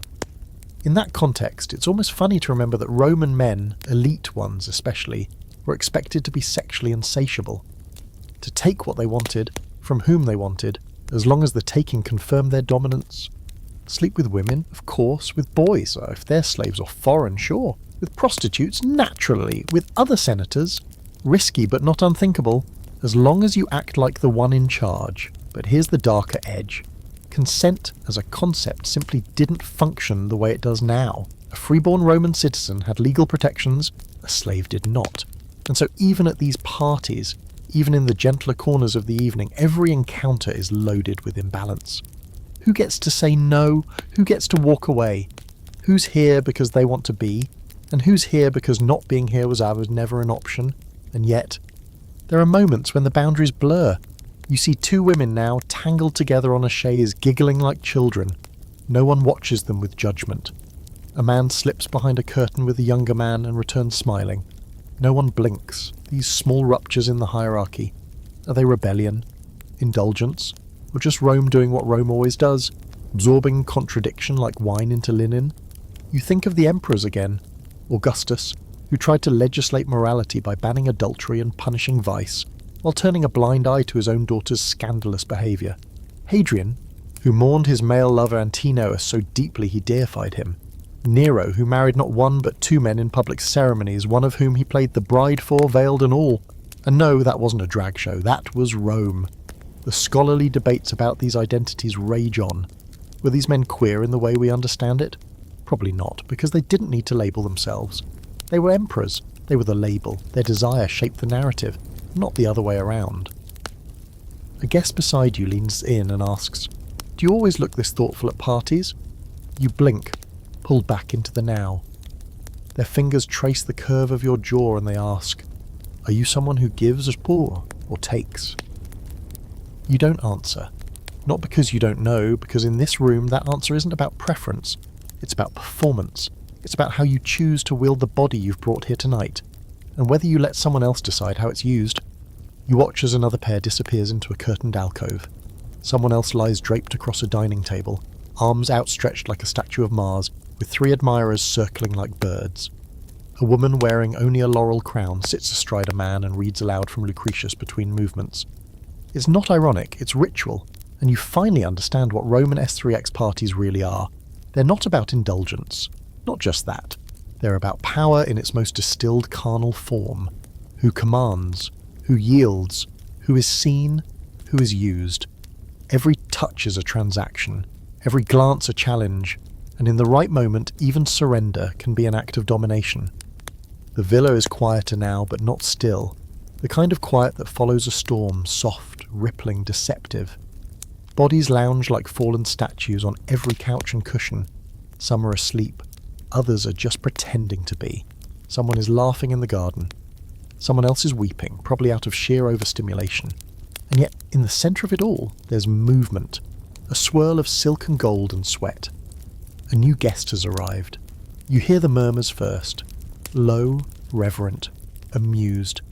Like a celebrity has just entered the room, or maybe a god in disguise. And in a way, that's exactly what it is. The new arrival isn't just another noble or poet. He's something else entirely. He's the Emperor's personal guest, which means tonight's party just got elevated from decadent to legendary. And no, this isn't just any night.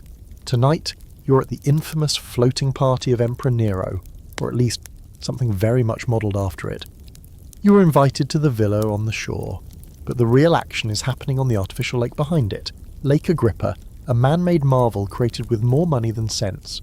Floating pavilions drift gently on the water, lit by hundreds of lamps.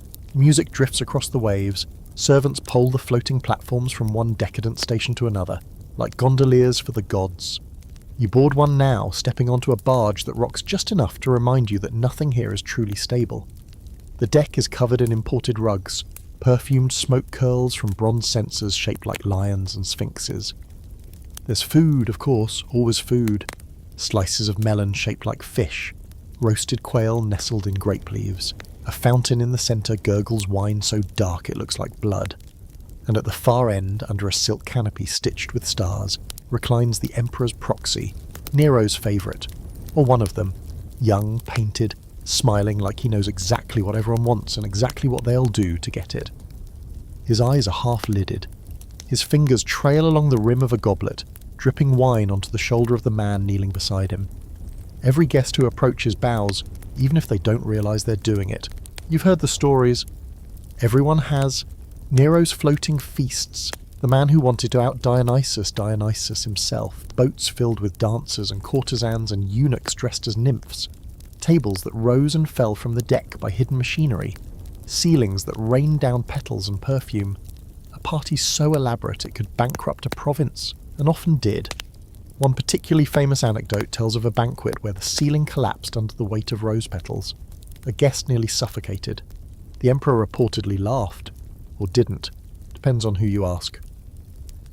Suetonius says one thing, Tacitus says another. Most modern historians agree Nero's parties were as much theatre as they were indulgence. Whether every detail is true doesn't matter. What matters is the myth, and how eagerly it was believed. And tonight you see why. Everything here is heightened. The water reflects torchlight like a mirror of fire. The music is slower, heavier, hypnotic. Guests wear nothing but gold chains and smiles. One woman rides a carousel of dancers from one barge to the next, draped like Cleopatra. Another man pours wine directly into the mouth of his lover, who's lying flat across a table made of glass and lit from below. You're handed a cloak, sheer embroidered, useless for honesty but perfect for effect. Everyone here is costumed.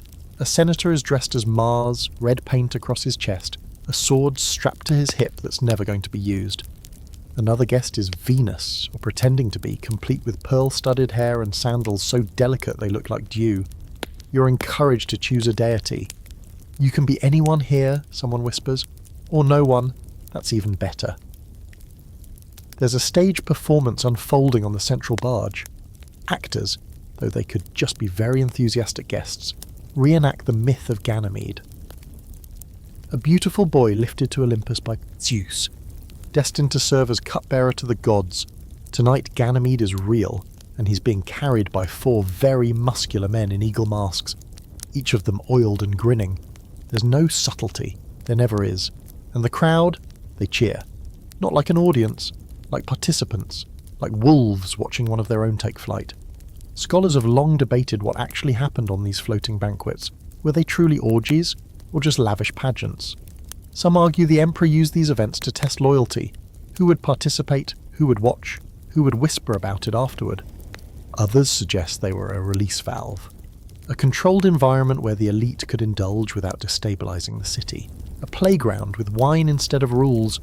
There's even a theory that Nero, obsessed with image and spectacle, designed these events specifically to be talked about, not just attended, but remembered, feared, envied, immortalized. And here you are, floating on history, drunk on rumour, quirky detail. One record suggests Nero once had an entire barge built to resemble Mount Olympus, complete with animatronic birds and clouds made of dyed silk that rolled across the ceiling on pulleys. It leaked, but the sex was reportedly spectacular. The night grows thicker. Someone plays a flute carved from ivory. A woman sings in a voice so high it almost breaks the surface of the lake. The Emperor's proxy lifts his goblet, and suddenly the torches flare. A signal. The barge shifts. Guests move toward the centre. The floating pavilion becomes a stage, and the game changes again. A circle is formed. Masks are distributed. Yours smells like cinnamon and sea salt. You're told to wear it. You'll understand soon, the host says, tracing your collarbone with a single finger. Names ruin the story. And then, without fanfare, the curtain drops. What follows isn't frenzy, it's ceremony. Bodies glide together like they've rehearsed this 1,000 times. Touch becomes ritual. Movement becomes offering. You lose your sense of self somewhere between the fourth kiss and the second goblet.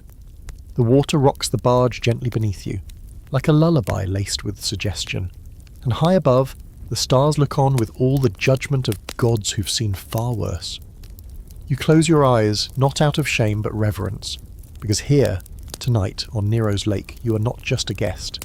You are a myth in motion.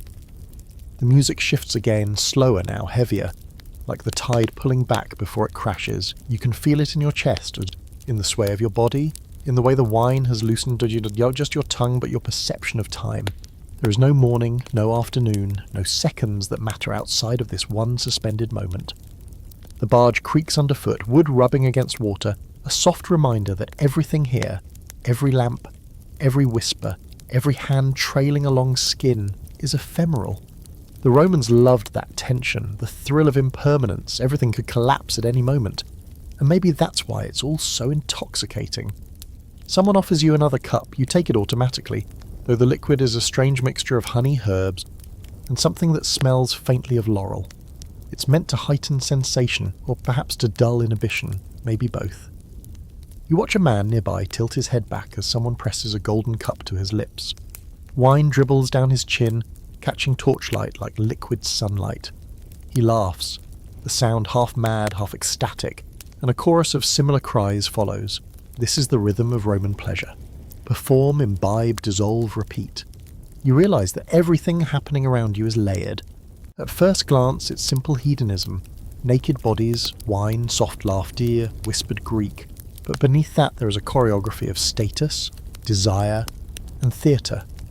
Observe closely and you notice how each touch is intentional, each glance calculated.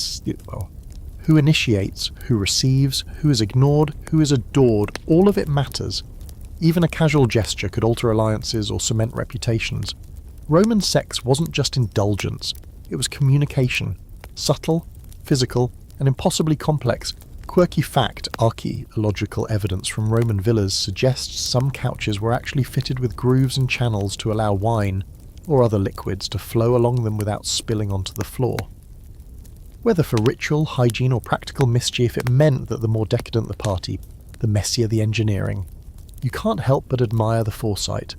Only a civilization obsessed with both excess and efficiency would bother building furniture that doubles as plumbing. Back on the floating pavilion, the interactions grow more theatrical. Someone leans back into a bed of silk, eyes closed, letting their partner trace patterns over their skin. Others circle them, tossing petals, whispering fragments of Greek poetry into ears already buzzing from the wine. The language, the performance, the eroticism, it all blurs into a single overwhelming sensory current. You feel as if you are submerged in sound, sight, scent and touch, unable to separate one from the other. Each element is amplified by the presence of the lake, the flickering torches, the night air smelling of salt and incense. There is also a quiet tension, the kind that arises whenever so many people of varying rank and reputation gather. Even in ecstasy, politics is never far away. Who has favour with the host? Who has been discreet? who has been watched, who might use a single indiscretion as leverage tomorrow. The Romans understood that sex could be both a weapon and a shield. To participate fully meant acknowledging that even pleasure was a form of currency, and in this shimmering, undulating theatre, you're both spender and collateral. Somewhere a woman laughs in a way that stops your breath. Her voice is high, teasing, sinlessly confident. She leans over to press a wet kiss to a man's shoulder, then twirls away like a dancer. You watch her for longer than you mean to. She is, in every sense, the embodiment of the spectacle. Unattainable, magnetic, untouchable, yet intimately present in every frame. The Greeks might have called her a muse. The Romans call her a participant. And they measure her influence by the number of gazes she commands. Debate among historians swirls around this exact point.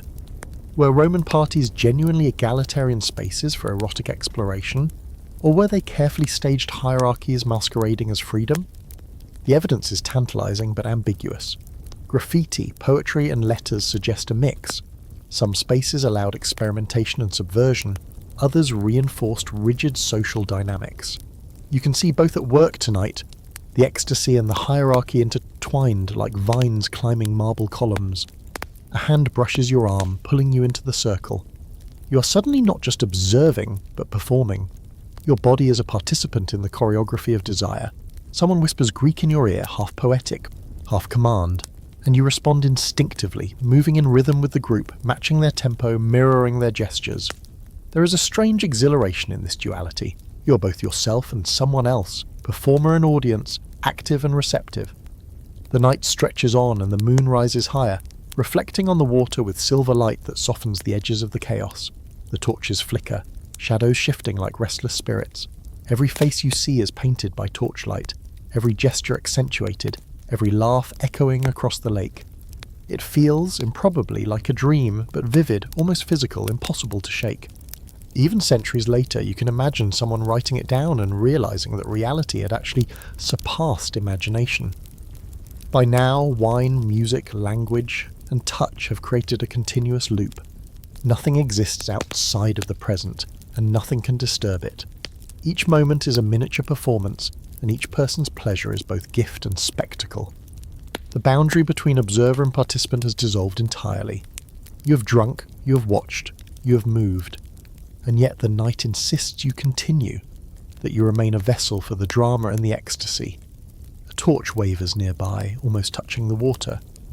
The scent of roasted fruit, honey, and incense rises into the air. Someone's laughter slices through the sound of gentle waves lapping against the barge. The circle shifts again, bodies twisting in new combinations, hands brushing, lips meeting, glances shared. The ancient rules of dominance, submission, and admiration continue their quiet enforcement. And in the midst of it, you understand the paradox of Roman sexuality. It is at once brutal and tender, structured and chaotic, performance and surrender.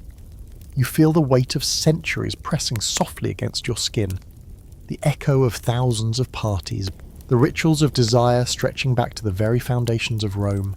And for a moment, as you let yourself be pulled along with the current, you recognize the unspoken truth of these gatherings. It is not just pleasure that binds them, but narrative. Every kiss, every touch, every glance is a line in a story older than you, and tonight, you are writing your own. The night deepens, and the line between desire and performance grows even thinner. On the floating pavilions, shadows twist and merge, creating new shapes, sometimes seductive, sometimes monstrous, always mesmerizing. You notice that many of the guests have stopped speaking altogether. It isn't shawan, born of boredom, it's focus, reverence even, a collective awareness that what happens here is almost ritualistic. Every movement is deliberate, every touch is precise. Even the act of watching becomes a kind of participation, a silent acknowledgement that the scene unfolding is not simply indulgence, but a statement of power, identity, and legacy. You realize that in Rome, sex is never just sex. It is theatre, politics, and philosophy all rolled into one. You're drawn to a low platform at the edge of the barge. A young man reclines there, draped in purple silk, a crown of myrtle on his head. A pair of attendants stand on either side, their hands tracing his shoulders, back and legs in measured motions, synchronized almost like a ceremonial dance. His eyes meet yours briefly, Ooh, and in that gaze you feel both invitation and challenge. Do you step closer or observe? In this world, even hesitation is a choice, and every choice is visible, interpreted, and potentially recorded in the mental ledger of everyone present. Romans understood that appearances were more than aesthetics, they were power, and tonight everyone is acutely aware of that power in motion. Quirky fact, some historians suggest that wealthy Romans sometimes trained slaves in the art of erotic theatre, teaching them choreography, facial expressions, and improvisational touch. The goal was not only pleasure but spectacle, the creation of perfect, repeatable performances for parties such as this one. Imagine a class on how to make sighs, moans and shivers look both natural and captivating. You wonder if the young man before you received such training. If so, he has mastered it effortlessly.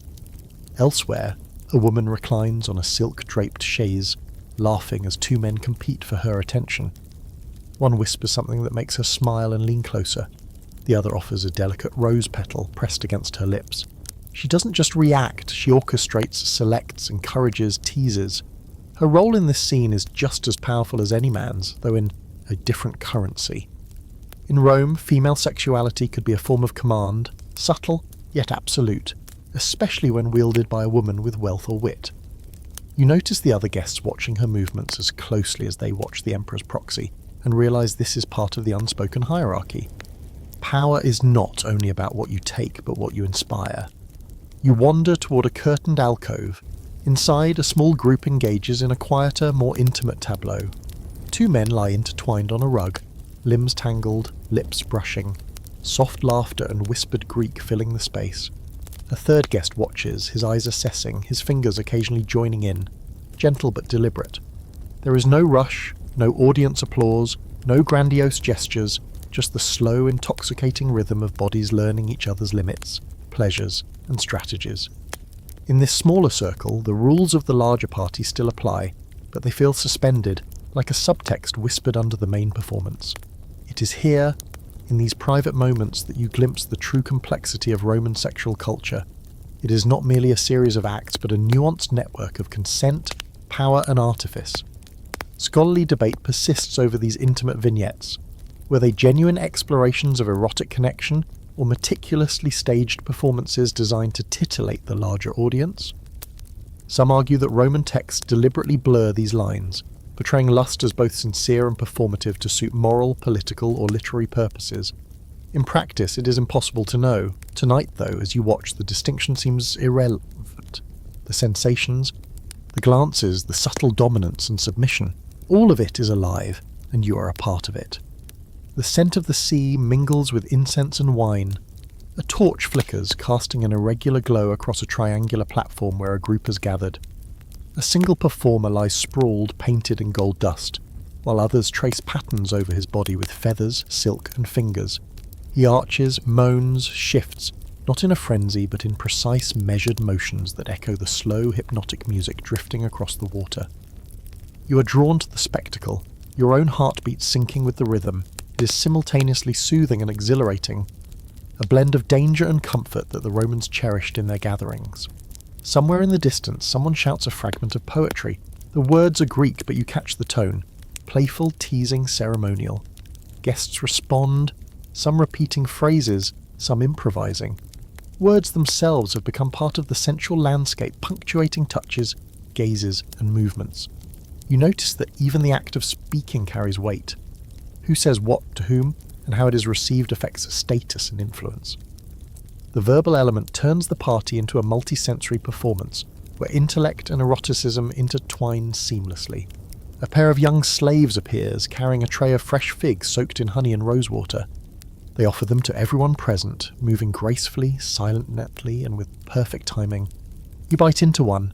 Sweet juice explodes across your tongue, the flavour mingling with the tang of the lake air, the warmth of bodies nearby, and the subtle burn of wine. Pleasure is layered, complex, and impossible to separate from the environment. In Rome, consumption of food, wine, or bodies was never merely literal. It was symbolic, performative, and laden with unspoken rules. You feel it in every bite, every sip, every touch. Now, fatigue begins to creep in, not from boredom, but from sensory saturation. The rhythm of indulgence is relentless. And yet it is not unpleasant. You realise that the party functions as a kind of endurance trial, testing patience, courage, desire, and discretion all at once. You're aware of both the artifice and authenticity in every movement. You are aware that every choice, even to close your eyes for a moment, is itself a declaration of position and taste. And in that awareness, you feel a profound connection to the countless Romans who have stood here before you, navigating the same intoxicating mix of pleasure and politics. Observation and performance. By the time you look up, the stars have shifted slightly, reflecting a little differently on the water. The torches are lower now, flames flickering in response to a gentle breeze. The barge rocks more subtly, carrying laughter, whispers, moans and sighs across the lake in an undulating chorus. You feel acutely that time is irrelevant here.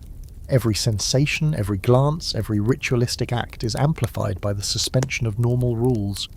You are both participant and witness, actor and audience, surrendering and commanding simultaneously.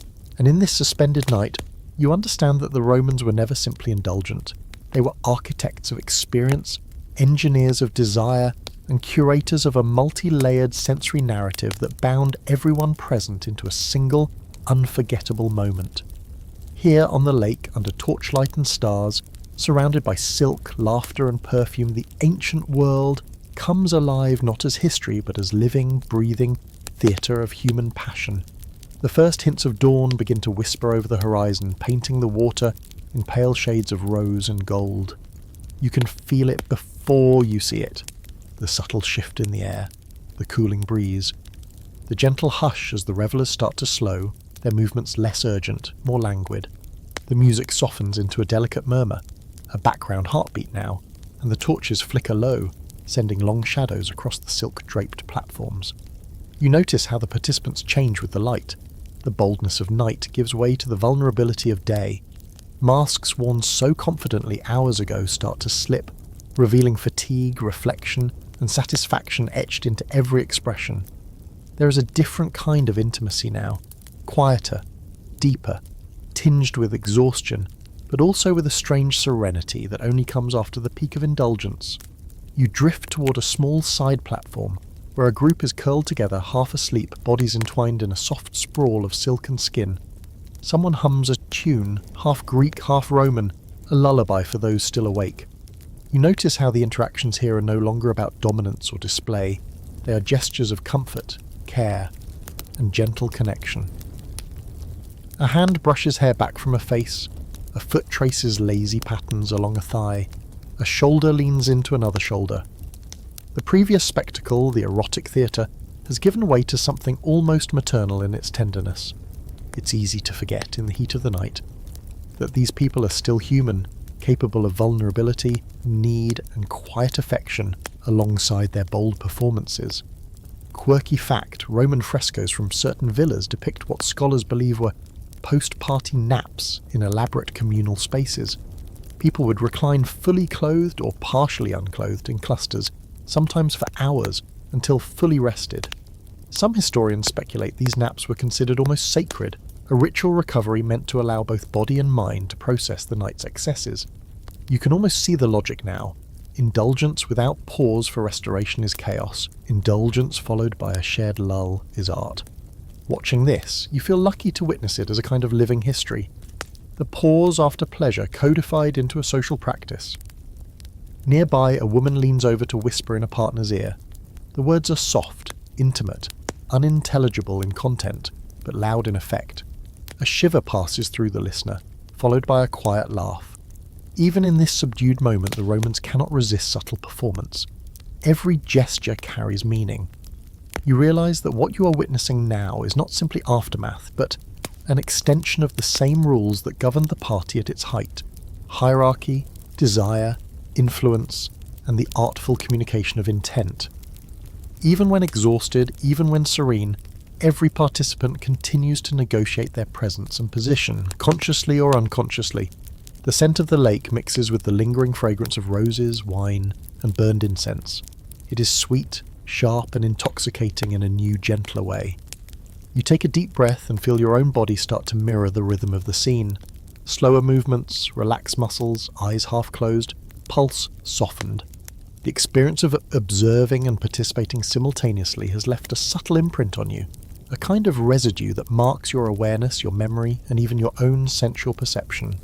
It is a gentle reminder that Roman parties were designed to affect every sense, to linger long after the last cup of wine is drained and the last torch is guttered out. Debate among historians continues over these transitional moments. Were they necessary for physical recovery, or were they symbolic acts of reflection and reinforcement of social bonds? Some argue that this quiet phase was as important as the party itself, a way to consolidate relationships, solidify hierarchies, and allow for private negotiations to occur in a low-stakes environment. Others suggest it was simply natural human exhaustion. From where you sit, watching bodies entwined and whispers exchanged in the dim morning light, it's hard to separate intent from instinct. The ambiguity itself seems intentional, a hallmark of Roman sophistication. Across the pavilion, a small child, likely the son or daughter of a guest, has appeared, quietly playing near a servant. Their presence feels almost surreal, a reminder of the ordinary world beyond the party's suspended reality. The contrast is striking. Here is innocence, laughter unburdened by desire or strategy, moving freely among the carefully choreographed chaos of adult indulgence. It is a subtle yet powerful testament to the layered nature of Roman social life. Public spectacle, private indulgence, and the quiet persistence of everyday life, all overlapping in the same space. You notice a man cleaning up, gently folding silk, moving wine trays, and guiding the still drowsy participants with quiet authority. This is another unspoken element of the ritual. Someone must maintain order, preserve the space, and ensure the transition from ecstasy back to the mundane. Without these caretakers, the party would collapse under its own excess. The Romans understood that for indulgence to be sustainable, for pleasure to endure beyond a single night, discipline must accompany desire. There is a strange beauty in this balance, the rigour behind the revelry, the structure behind chaos, the necessity of caretakers to protect both pleasure and dignity. As the sun rises fully, casting warm light across the lake, you notice that everyone is slowly moving towards the edges of the platforms, toward fresh water and the soft morning breeze. Bodies stretch, yawn, and begin to disentangle themselves, yet the shared intimacy remains palpable. Even as the public performance ends, the emotional and sensory imprint of the night lingers. Conversations are softer, laughter more genuine, touch more comforting than provocative. The earlier grandeur has softened into quiet camaraderie, a testament to the dual nature of Roman gatherings, performative and real, indulgent and restorative, extravagant and tender. You reflect on the entire night, the way light and darkness, wine and water, music and silence, intimacy and spectacle all intertwined to create a single, coherent experience. It was not simply indulgence. It was a carefully calibrated experience designed to engage these senses, manipulate social hierarchies, and deepen connections. And in this quiet aftermath, you realise that the Romans may have understood something profound, that the true magic of pleasure lies not only in excess, but in its careful orchestration, in the deliberate weaving together of chaos and control, desire and reflection. And now, with the lake shimmering gently in the morning light and the distant city stirring to life, you feel the soft closure of the night settle over you. The excess has passed, but the memory, the subtle echo of touch, sight, taste and sound, remains woven into your mind like a finely embroidered silk tapestry.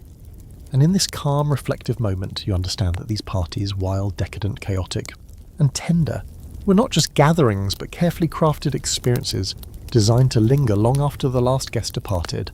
The city is beginning to stir as you make your way back toward the dock. The first sounds of merchants arranging their stalls, the clatter of wheels over cobblestones, and the distant bleating of goats cut through the soft haze of dawn. You notice how different everything feels after a night spent on the water, surrounded by silk, perfume, and human bodies entwined, in performance and pleasure. The streets of Rome seem sharper, harsher, less forgiving, yet somehow quieter, more reflective.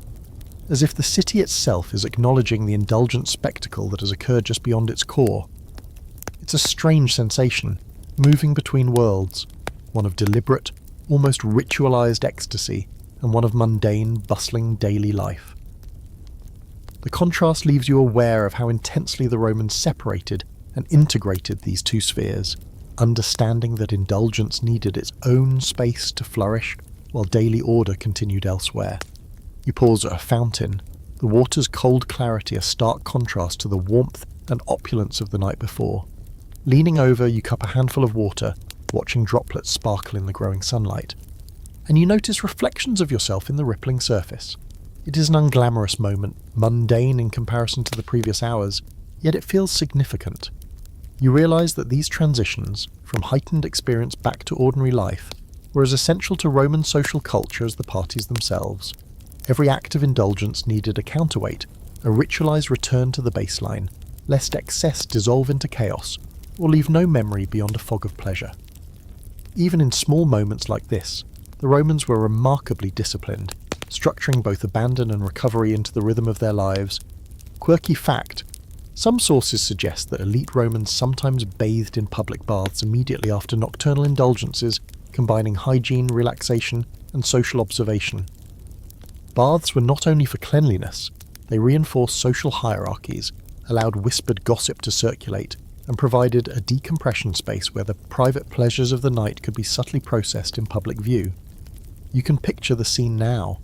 Groups of exhausted but composed men and women slipping into steaming water, strategically placing themselves near friends or rivals, exchanging faint smiles and subtle glances, their bodies still carrying the echo of the night. It's a moment of continuity and contrast. Indulgence meets civility, intimacy meets observation. You walk past a tavern, and the smell of fresh bread and roasting meats makes your stomach growl. A baker wipes flour from his hands, noticing your dazed expression, and you can't help but smile at the sheer ordinariness of it all. The extravagance of the night, the sensuality, the theatrics, it's all behind you now, replaced by the rhythm of everyday Rome, commerce, labour, and the quiet pursuit of sustenance. Yet somehow, the memory of the night lingers in your body, a subtle awareness in your limbs, a heightened sensitivity to sound, touch and smell, as if your senses are refusing to return fully to the mundane world. You wonder if this lingering effect was what the Romans had intended all along, using indulgent spectacles not just for temporary pleasure, but to imprint long-lasting impressions on body, mind and social consciousness. You notice a group of children playing with hoops and sticks in the street, their laughter pure and unself-conscious. The innocence of their play contrasts sharply with the complex dynamics of the previous night. It is a reminder that Roman sexual culture existed alongside everyday life in a remarkably layered society. Some historians argue that these contrasts, the coexistence of extreme indulgence and ordinary domesticity, reflect a sophisticated understanding of human psychology. Pleasure, power and performance could exist in one space, while order, innocence and routine persisted in another, each shaping the other in subtle, enduring ways. Watching the children, you feel the weight of continuity. Life goes on, yet nothing experienced in these private or semi-private arenas is ever truly lost. Debate persists among scholars about how much of the post-party routine was about recovery versus social codification. Did these mornings of quiet reflection, bathing, or simple wandering through the city serve as a natural physiological cool-down? Or were they carefully managed rituals to reinforce social hierarchies, demonstrate discipline, and remind participants of their place in Roman society? Perhaps the truth lies somewhere in between. The Romans were masters of blending instinct with strategy, pleasure with politics, and indulgence with restraint. Walking through the awakening streets, it's easy to imagine that every step you take, that every look you cast would have been noted, interpreted, and remembered by others, even in a city brimming with strangers. A scent of roasting coffee, or more like it, spiced wine warming for the day's first market, drifts through the air, mingling with faint traces of last night's incense, wine, and perfumes that cling stubbornly to the stone streets. The mixture is intoxicating in a subtler, more sophisticated way than the previous night's sensory overload. You notice how the Romans might have experienced the layering of scent as another form of narrative, each aroma signalling space, class, indulgence, and ritual. Even in the smallest details, every sensation could serve as both pleasure and communication, subtly informing social status, mood, and expectation. You inhale deeply, aware of the invisible threads connecting past excess to present observation. In a quiet courtyard, a servant sets out a tray of bread and figs for a noblewoman preparing to receive guests. You watch from the shadowed edge, noticing the way her posture, gestures, and attention to detail echo the same theatricality of last night, though in a socially sanctioned, decorous setting. Power and performance are constants in Roman life, not confined to nocturnal revelries. Every gesture, every choice of display, every interaction carries meaning and reinforces the societal choreography that allows indulgence, politics, and reputation to coexist. It is clear that the line between private pleasure and public performance is not always distinct. The echoes of one bleed into the other in subtle, almost imperceptible ways. Quirky fact: ancient Romans sometimes used mirrors strategically in private rooms to enhance both sexual and aesthetic performances. Mirrors allowed participants to observe themselves and others simultaneously, adding a layer of self-awareness and performance, even during intimate moments. You imagine how the post-party reflections, both literal and metaphorical, might have influenced personal behaviour, social navigation, and self-perception. There's something unnervingly modern about it, the awareness that being seen, even by oneself, transforms the experience of pleasure into an art form. By the time you reach the Forum, the sun is fully risen, casting sharp golden light across marble columns and statues. The city is awake, buzzing with the sounds of commerce, conversation, and life resuming its structured rhythm. The memory of the night, the lake, the silk, the torches, and the laughter remains vivid in your mind. It is a sensation that clings, subtle but persistent, reminding you that in Rome, pleasure was never ephemeral. It was always a deliberate, orchestrated narrative designed to leave a lasting imprint on body, mind, and memory, influencing behaviour, relationships, and social hierarchy in ways both subtle and profound. As you pause to observe a baker's apprentice carrying a basket of warm bread, you reflect on the cycle: indulgence, observation, reflection, and return to ordinary life. This cycle, repeated endlessly among Rome's elite, ensures that every experience, no matter how hedonistic, becomes part of a larger social and cultural tapestry. You feel an unexpected serenity, a sense of having witnessed something extraordinary yet grounded, a night that was as much about human psychology and social engineering as it was about erotic pleasure.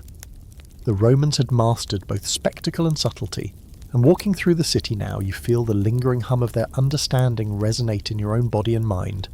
You find yourself wandering toward the hills overlooking the city, drawn by the soft morning light spilling over terracotta rooftops and marble columns. The air is cooler here, carrying faint scents of wild herbs and dust from the path, a stark contrast to the heavy perfumes, wine, and incense that clung to the floating islands of silk on the lake last night. From this vantage, you can see the city sprawling beneath you, its streets still waking, the hum of labour mingling with the occasional clatter of carts. The panorama forces reflection. The scale of Rome itself, so vast and meticulously organised, contrasts sharply with the intimate, almost claustrophobic indulgence of the parties you observed. You realise that these decadent gatherings were microcosms, tiny orchestrated worlds that existed within, yet often above, the everyday life of Rome. From here, their impact feels tangible, not just in memory but in the rhythms of the city itself. As you settle on a sun-warmed stone, you notice the residue of night on your skin, an almost imperceptible layer of perfume, sweat and salt from the lake breeze. It's a subtle reminder of corporeal experience, how bodies retain memory, even when minds try to distance themselves from excess. You can feel the echo of touch in your own muscles, the aftertaste of wine lingering at the back of your throat, and the way your pulse still remembers the rhythm of the music and laughter from hours ago. Roman thinkers, particularly those fascinated with stoicism and hedonism, often debated whether pleasure should be measured solely in the moment or in its enduring effects. Sitting here, you realise that the night's pleasures were as much about the lasting imprint on body and mind as they were about immediate gratification, a deliberate shaping of sensory memory that lingered long after the last torch had guttered out. Quirky fact: some sources suggest that certain Roman elites practiced what might be called scent layering, applying perfumes that faded at different rates so the body would carry a dynamic, evolving aroma throughout the day following a nocturnal gathering. Imagine the subtle art of walking through morning markets, leaving a trail that hinted at nocturnal indulgence but never fully revealed it, a sensory whisper rather than a declaration. The psychological effect would have been profound, signalling status, memory, and intimacy without words. You can't help but picture this now, individuals walking through the city, each leaving invisible stories behind them. their presence both ephemeral and lingering, as if the night itself had imprinted upon the very air. You notice a shepherd tending goats on a nearby slope, completely oblivious to the intricate social dramas and human theatre below. There's a strange poetry in the juxtaposition. Raw, unstructured life continues unaffected by the careful orchestration of desire, hierarchy and ritual. Some historians argue that these contrasts, the coexistence of deliberate indulgence and unthinking natural order, were essential to Roman conceptions of pleasure and morality. The wildness of life outside elite spaces made controlled indulgence inside those spaces feel like mastery, a way to engage with chaos safely and meaningfully. Sitting here, you feel a similar sense of balance, observation and reflection, human excess and natural simplicity, intertwined yet separate, each defining the other. Nearby, a small shrine catches your eye, its candles flickering despite the growing sunlight. You approach and notice faint inscriptions, offerings of small fruits and grains, a quiet acknowledgement of divine observation or protection. In the same way that Roman parties oscillated between indulgence and structure, so too did public and private devotion intertwine, reminding participants that pleasure existed within a moral and spiritual framework. It's an odd but comforting thought. Excess was allowed, even celebrated, but it was always framed within larger societal and cosmic boundaries. You reflect that this balancing act may be why the Romans tolerated and even glorified behaviour that seems so transgressive to modern eyes. Debate continues among scholars about how ritualised these post-party or pre-dawn reflections truly were. Were they carefully prescribed, codified practices aimed at reinforcing social hierarchies and psychological endurance, or were they simply emergent, organic behaviours arising from fatigue and sensory overstimulation? Walking among the olive groves, observing the interplay of sun and shadow, you start to sense the merit of both arguments. The structure feels intentional, yet the comfort, playfulness and spontaneity of small gestures, sitting together in silence watching the city wake, suggests instinct also played a crucial role. Perhaps the genius of Roman hedonism was this blend of calculated and natural, the seamless integration of ritual and intuition. As you wander further along the hillside path, you encounter a small fountain fed by a mountain spring. Kneeling, you wash your hands and face, the cold water shocking and grounding after the lingering warmth and tactile stimulation of the night. It is restorative, yes, but also symbolic. Purification of body, a subtle cleansing of memory and excess. Romans often used water, both flowing and still, not only for hygiene, but as a psychological and ritualistic device, washing away the residue of pleasure to re-enter public life refreshed, more composed, more aware of hierarchy and social expectation. You notice how even small acts, touching water, inhaling mountain air, observing distant rooftops, can transform the sensory and emotional state, easing the mind from indulgence back toward measured engagement with the world. Quirky fact, some Roman writers describe the use of morning walks not merely for exercise but as a subtle social performance. One's route, pace, and interactions with others could signal status, recovery from previous indulgences, and even lingering romantic or sexual intrigue. You can imagine the same here, your quiet journey along the hillside unnoticed by most, still serving as a ritual of transition, a way to realign mind, body and social awareness. The layers of intention, both conscious and unconscious, seem endless, revealing how every action, no matter how trivial, carried potential meaning in Roman culture. A flock of birds takes flight from the olive trees, the sudden flurry of wings and cries breaking the quiet stillness. It's a jolt, a reminder that life continues independently of human desire or intervention. Yet there is also a sense of rhythm. Night, indulgence, dawn, reflection, work and play, all connected in a continuous cycle that shapes behaviour, social expectation and memory. The more you watch, the more you notice how deeply intertwined these cycles are. Pleasure shaping perception, memory shaping anticipation, and social structure guiding both indulgence and restraint. Rome was not merely a city of stone and politics, it was a theatre, a classroom, and a laboratory for human experience. As the sun climbs higher, warming your shoulders and casting sharp shadows across the hills, you feel a rare kind of clarity. The night's indulgences, the silken torches, the whispered secrets and orchestrated touch are no longer just memory, they are part of a larger pattern of life, interwoven with observation, reflection, and social order.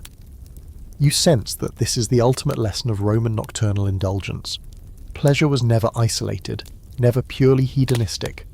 It was both performance and education, indulgence and instruction, experience and memory, each reinforcing the other in a cycle that shaped individuals, communities, and society at large. You descend slowly back into the city, the hill giving way to winding streets that smell of baked bread, fresh herbs, and the faint smoke of early fires. The contrast between the raw sensory clarity of the hills and the layered complexity of Rome's urban maze hits you immediately. Here, the legacy of last night lingers differently in memory, in the slight tension of a glance, in the lingering scent of perfumes and oils that have seeped into your clothes and hair. You pass by small shops opening for the day, the owners greeting one another in familiar patterns of nods and whispered jokes, completely unaware of the nocturnal escapades of their wealthier neighbours. The intimacy and secrecy of the parties now feel like another layer of the city, a hidden narrative running parallel to the mundane, practical rhythm of daily commerce. It's a reminder of how social hierarchies and personal indulgence coexisted in Rome, not as opposites but as interdependent threads in the fabric of life. Stopping at a fountain, you watch the water spill over worn marble edges, imagining how similar rituals of cleanliness, hydration, and reflection would have been experienced by party attendees earlier in the day. The cool splash against your hands jolts your senses awake, bringing a faint echo of last night's sensory overload into sharp relief. You think about the physiological traces of indulgence, lingering warmth, mild exhaustion, heightened sensitivity. Romans were surprisingly attuned to these subtleties, structuring evenings of excess alongside mornings of calm reflection, ensuring that the body's memory became part of the social and psychological tapestry of elite life. The concept of moderation through controlled excess begins to feel less like a paradox and more like a deliberate strategy. Pleasure leveraged as both a personal and societal tool. Quirky fact: some scholars suggest that after elaborate parties, elite Romans might have staged scent surveys, noticing who retained traces of perfume or incense longer, as a subtle status signal or even a conversation starter. Imagine walking through the streets and realizing that the lingering aroma of someone's presence could subtly communicate their participation, their social connections, or even their success at last night's indulgence. It's an almost theatrical layering of experience where memory, scent, and social hierarchy intertwine. As you inhale deeply, the mingling odours of morning bread, herbs, and residual perfume reinforce just how complex this olfactory map of society could be. An invisible yet powerful dimension of Roman life. You continue along the Forum, noticing statues and reliefs depicting mythological scenes of desire, seduction, and divine intrigue. The imagery is a constant reminder of the cultural framework surrounding human indulgence. Pleasure, power, and morality were intertwined in ways both symbolic and practical. The parties you've observed, while intensely physical and immediate, were also embedded in a long-standing narrative of Roman values, myths, and theatricality. Each gesture, look, and whispered conversation could be read through multiple lenses: personal pleasure, social positioning, and alignment with cultural ideals. You feel the city itself instructing you, teaching through architecture and art that human desire was never merely private. It was codified, observed, and interpreted in layers, each reinforcing the other. Debate persists among historians about how much these mythological narratives influenced behaviour versus how much they were retrofitted to justify indulgence after the fact. Were Romans genuinely guided by cultural and moral ideals when staging their nocturnal revelries? Or did the myth serve more as after-the-fact rationalizations for behaviour driven by impulse and desire? Standing in the Forum, surrounded by marble and history, you can feel the weight of both possibilities.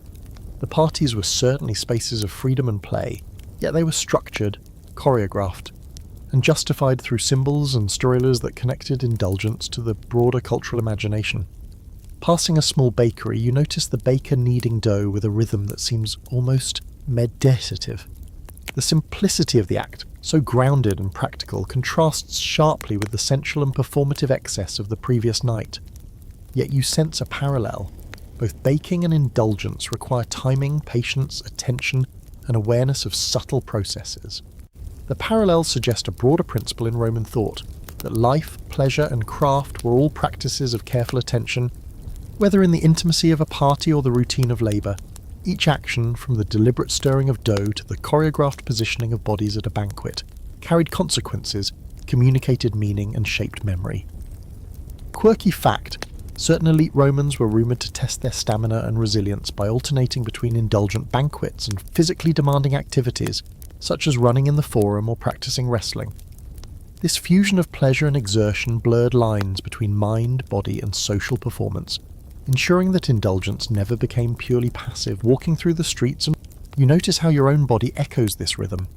Your muscles recall the subtle exertions of the night, your senses alert to textures, smells and sounds, and your mind catalogues each observation with a mixture of curiosity and critical reflection. Rome, you realise, was training both the body and the intellect simultaneously through structured excess and disciplined return. You find a quiet alcove between columns, where sunlight filters softly through the shadows. Sitting, you close your eyes for a moment, letting memory and reflection mingle. The parties, the performances, the laughter and music all resurface in faint traces, mingling with the sounds of merchants, carts, and distant conversation.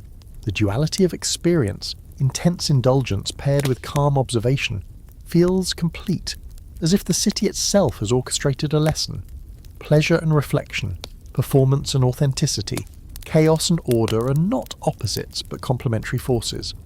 You recognise that the night's events, however extravagant, were not isolated. They exist in a continuum of practice, observation and memory that shapes identity and social reality. By mid-morning, the city is alive, vibrant and undeniably structured. You navigate streets filled with purpose, noticing how gestures, glances, and even scents communicate more than words. The parties are past, yet their social reverberations remain. Individuals who attended, those who observed, and even those who were completely unaware, are all subtly influenced by the interplay of indulgence and order. Rome's nocturnal spectacles, then, were less about transgression alone than about social calibration, teaching participants and observers alike how to navigate desire, hierarchy, and communal life with skill and subtlety. Standing finally at the edge of a bustling plaza, you breathe deeply, aware of the lingering warmth in your skin and the echoes of last night's laughter and music in your mind.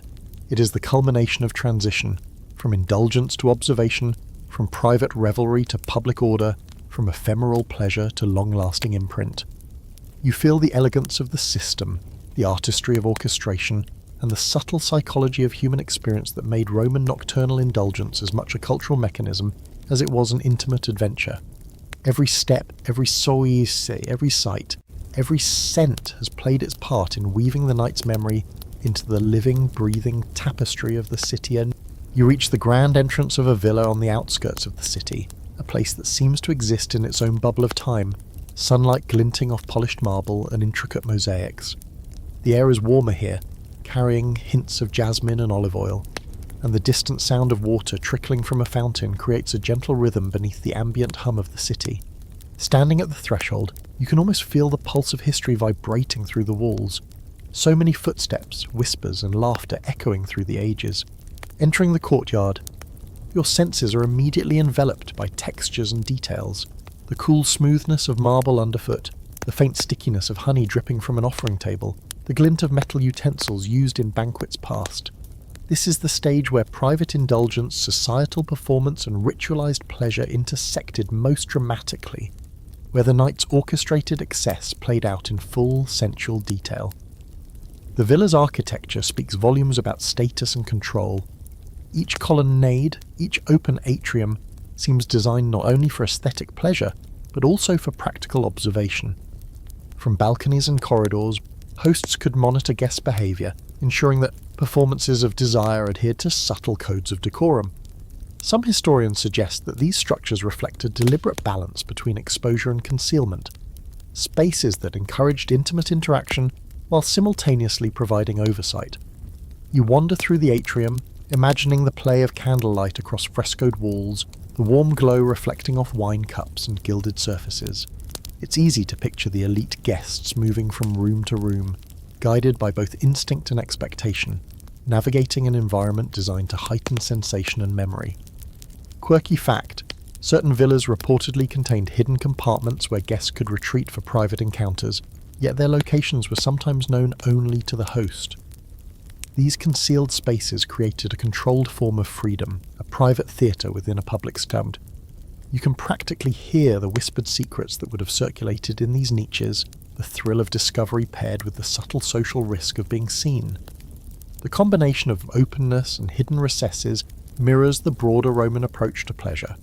Indulgence was permitted, even celebrated, but always within a carefully constructed framework that emphasized hierarchy, taste, and discretion. As you move into a peristyle garden, the interplay of light and shadow across trimmed hedges and marble statues draws your attention. You notice the careful arrangement of plants, fountains, and pathways, an extension of the villa's philosophy, creating spaces that encouraged movement, observation, and sensory immersion. The garden was both a literal and metaphorical arena, where the pleasures of sight, scent, and touch were choreographed alongside human interaction. The layering of sensory experiences, warm stone underfoot, the scent of flowers, the sound of water, mirrors the layered social cues present during nocturnal indulgence. You start to understand how meticulously Romans integrated architecture, nature, and human behaviour to create an experience that was simultaneously exhilarating and instructive. Debate continues among scholars regarding the psychological intentions behind these environments. Were villas deliberately designed to shape behaviour, reinforcing social hierarchies and moral boundaries, or were they simply aesthetic indulgences that naturally amplified pleasure? Observing the villa now, you sense the truth likely lies somewhere in between. Every corridor, fountain, and alcove seems to invite movement and curiosity, yet the architecture subtly channels attention, conversation, and interaction, embedding lessons in taste, decorum, and desire into the very fabric of the space. The night's revelry, therefore, was as much a guided journey through space as a performance of indulgence. Quirky fact, some party hosts reportedly trained slaves to subtly adjust lighting, temperature, and music based on guests' moods, creating an almost responsive environment. Imagine walking through a room where torches dim, curtains shift, and harp strings tremble in synchrony with your emotional state, an early form of environmental psychology designed for pleasure, observation, and subtle manipulation. You feel a shiver of awareness, realizing how far the integration of space, sensation, and social interaction went. Each movement and choice was part of a sophisticated system that ensured maximum engagement, memory, and influence.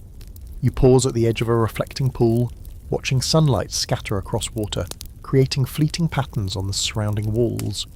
The villa, the gardens, and even the memory of last night's indulgences converge here, forming a single, coherent experience. You sense that Roman nocturnal indulgence was not a series of isolated acts, but an intricate choreography, a multi-sensory narrative woven across architecture, ritual, performance, and observation. As the city hums below, the villa holds a temporal and spatial continuity that preserves the night's lessons. Pleasure is potent, structured, and socially meaningful. Memory is sensory, deliberate, and shared, and human experience is most alive when body, mind, and environment align. Sitting on the edge of the pool, you reflect on the patterns that have emerged over your journey. The rise and fall of torchlight, the layering of scent and sound, the intricate dance of observation and participation. Roman parties were, in essence, live experiments in psychology, sociology, and aesthetic theory, blending hedonism with social calibration. Every touch, every glance, every subtle manipulation of space contributed to an experience that transcended mere indulgence. You feel a profound appreciation for the subtle genius of Roman cultural design, where pleasure and education, chaos and order, desire and a reflection were interwoven so seamlessly that the memory of a single night could ripple through a lifetime, shaping behaviour, status, and self-perception. By late morning, as servants begin arranging breakfast trays and sunlight floods the villa, you stand aware that your journey is approaching its end. You carry the weight and the wonder of observation, the knowledge that every movement, every indulgence, every quiet reflection contributes to a continuum of experience. The villa, the city, the hills, they're all part of an integrated system that framed, amplified, and recorded human behaviour. As you take a final look at the shimmering pool, you realize the ultimate lesson of Roman nocturnal indulgence. It was never purely about pleasure. It was a sophisticated dialogue between desire and discipline, instinct and intellect, performance and reflection, a lesson that echoes across centuries, waiting for those willing to observe closely. You stretch your legs and feel the soft warmth of the morning sun on your skin, the gentle breeze carrying the subtle scents of flowers, olive oil, and warm stone. Walking down the villa's steps toward the bustling streets of Rome, you take a deep breath, letting the sensory echoes of the city wash over you. The marble and mosaics, the fountains and gardens, the hushed whispers of parties past. They all converge into a single vivid memory, like a painting whose colours never fade. You realise the lessons of indulgence, observation, and social choreography are not confined to history books. They're alive in the streets, in the lingering smells, in the way people move and speak. Roman nocturnal life, with all its elaborate ceremonies of pleasure, becomes a metaphor for the human experience itself. Layered, complex, and endlessly fascinating. As you navigate through the Forum one last time, you notice how ordinary life carries traces of the extraordinary. Merchants shout their wares, children chase each other along sunlit pathways, and senators stride with purpose. Yet beneath the surface of routine is the subtle, enduring echo of yesterday's revelries. The lessons of structured excess, of sensory orchestration, and of social nuance remain present, if only one knows how to observe. You feel a gentle thrill imagining the countless stories unfolding simultaneously. Secret encounters, whispered conversations, fleeting glances, and carefully measured performances of desire and decorum. It's a reminder that human behaviour, even in the most intimate and ephemeral moments, leaves traces that shape the world long after the moment has passed. Quirky fact: some historians believe that certain villas were used as practice grounds for orators and philosophers, where lessons about persuasion, charm and social influence were tested alongside indulgence. Imagine sipping wine under a columned portico, not only enjoying the warmth of the sun, but also subtly learning to read human behaviour, to gauge attention, and to manipulate atmosphere. An early form of social intelligence training disguised as leisure. Standing in the streets now, you feel that same subtle education. Every glance, every scent, every gesture is both ephemeral and instructive. A continuous performance in which all Romans, host, guest, and observer alike, participated knowingly or not. You pause by a small fountain at the edge of the city, watching the water ripple and imagining the countless hands that have touched its stone. The villa, the streets, the parties, they all blend into a singular understanding. Pleasure, memory, and social awareness are inseparable. The subtle interplay of environment, observation, and indulgence that you've traced through the night and into the morning becomes a lens through which to view not only ancient Rome, but human behaviour more broadly. Life, like the villa, is both stage and audience, both teacher and lesson. Every moment of pleasure, every calculated performance, and every quiet reflection adds layers to the narrative of who we are and how we exist within a shared society. Debate lingers about the morality and purpose of these indulgent nights. Were Roman elites merely indulging in excess, or were they participating in a sophisticated form of social and psychological refinement? Walking among the busy morning crowd, it becomes clear that perhaps both are true. The parties were indulgence and instruction, chaos and calibration, pleasure and performance intertwined. The night's intensity, the villa's architecture, and the sensory choreography all converge into a coherent philosophy of life. To understand desire is to understand power, memory, and society itself. You feel the subtle weight of that understanding, a combination of awe, curiosity, and quiet introspection that lingers even as the streets hum with ordinary activity. Finally, as you step onto a sunlit road leading out of the city, the memory of the villa, the gardens, the parties, and the intricate dances of scent, sound, and touch settles into a calm clarity. Roman nocturnal indulgence, once wild and mysterious, now appears as a highly organised, multi-dimensional exercise in human experience. It teaches you to notice the small details, to appreciate the interplay of freedom and structure, and to see how pleasure and observation can coexist as profound tools for learning and reflection.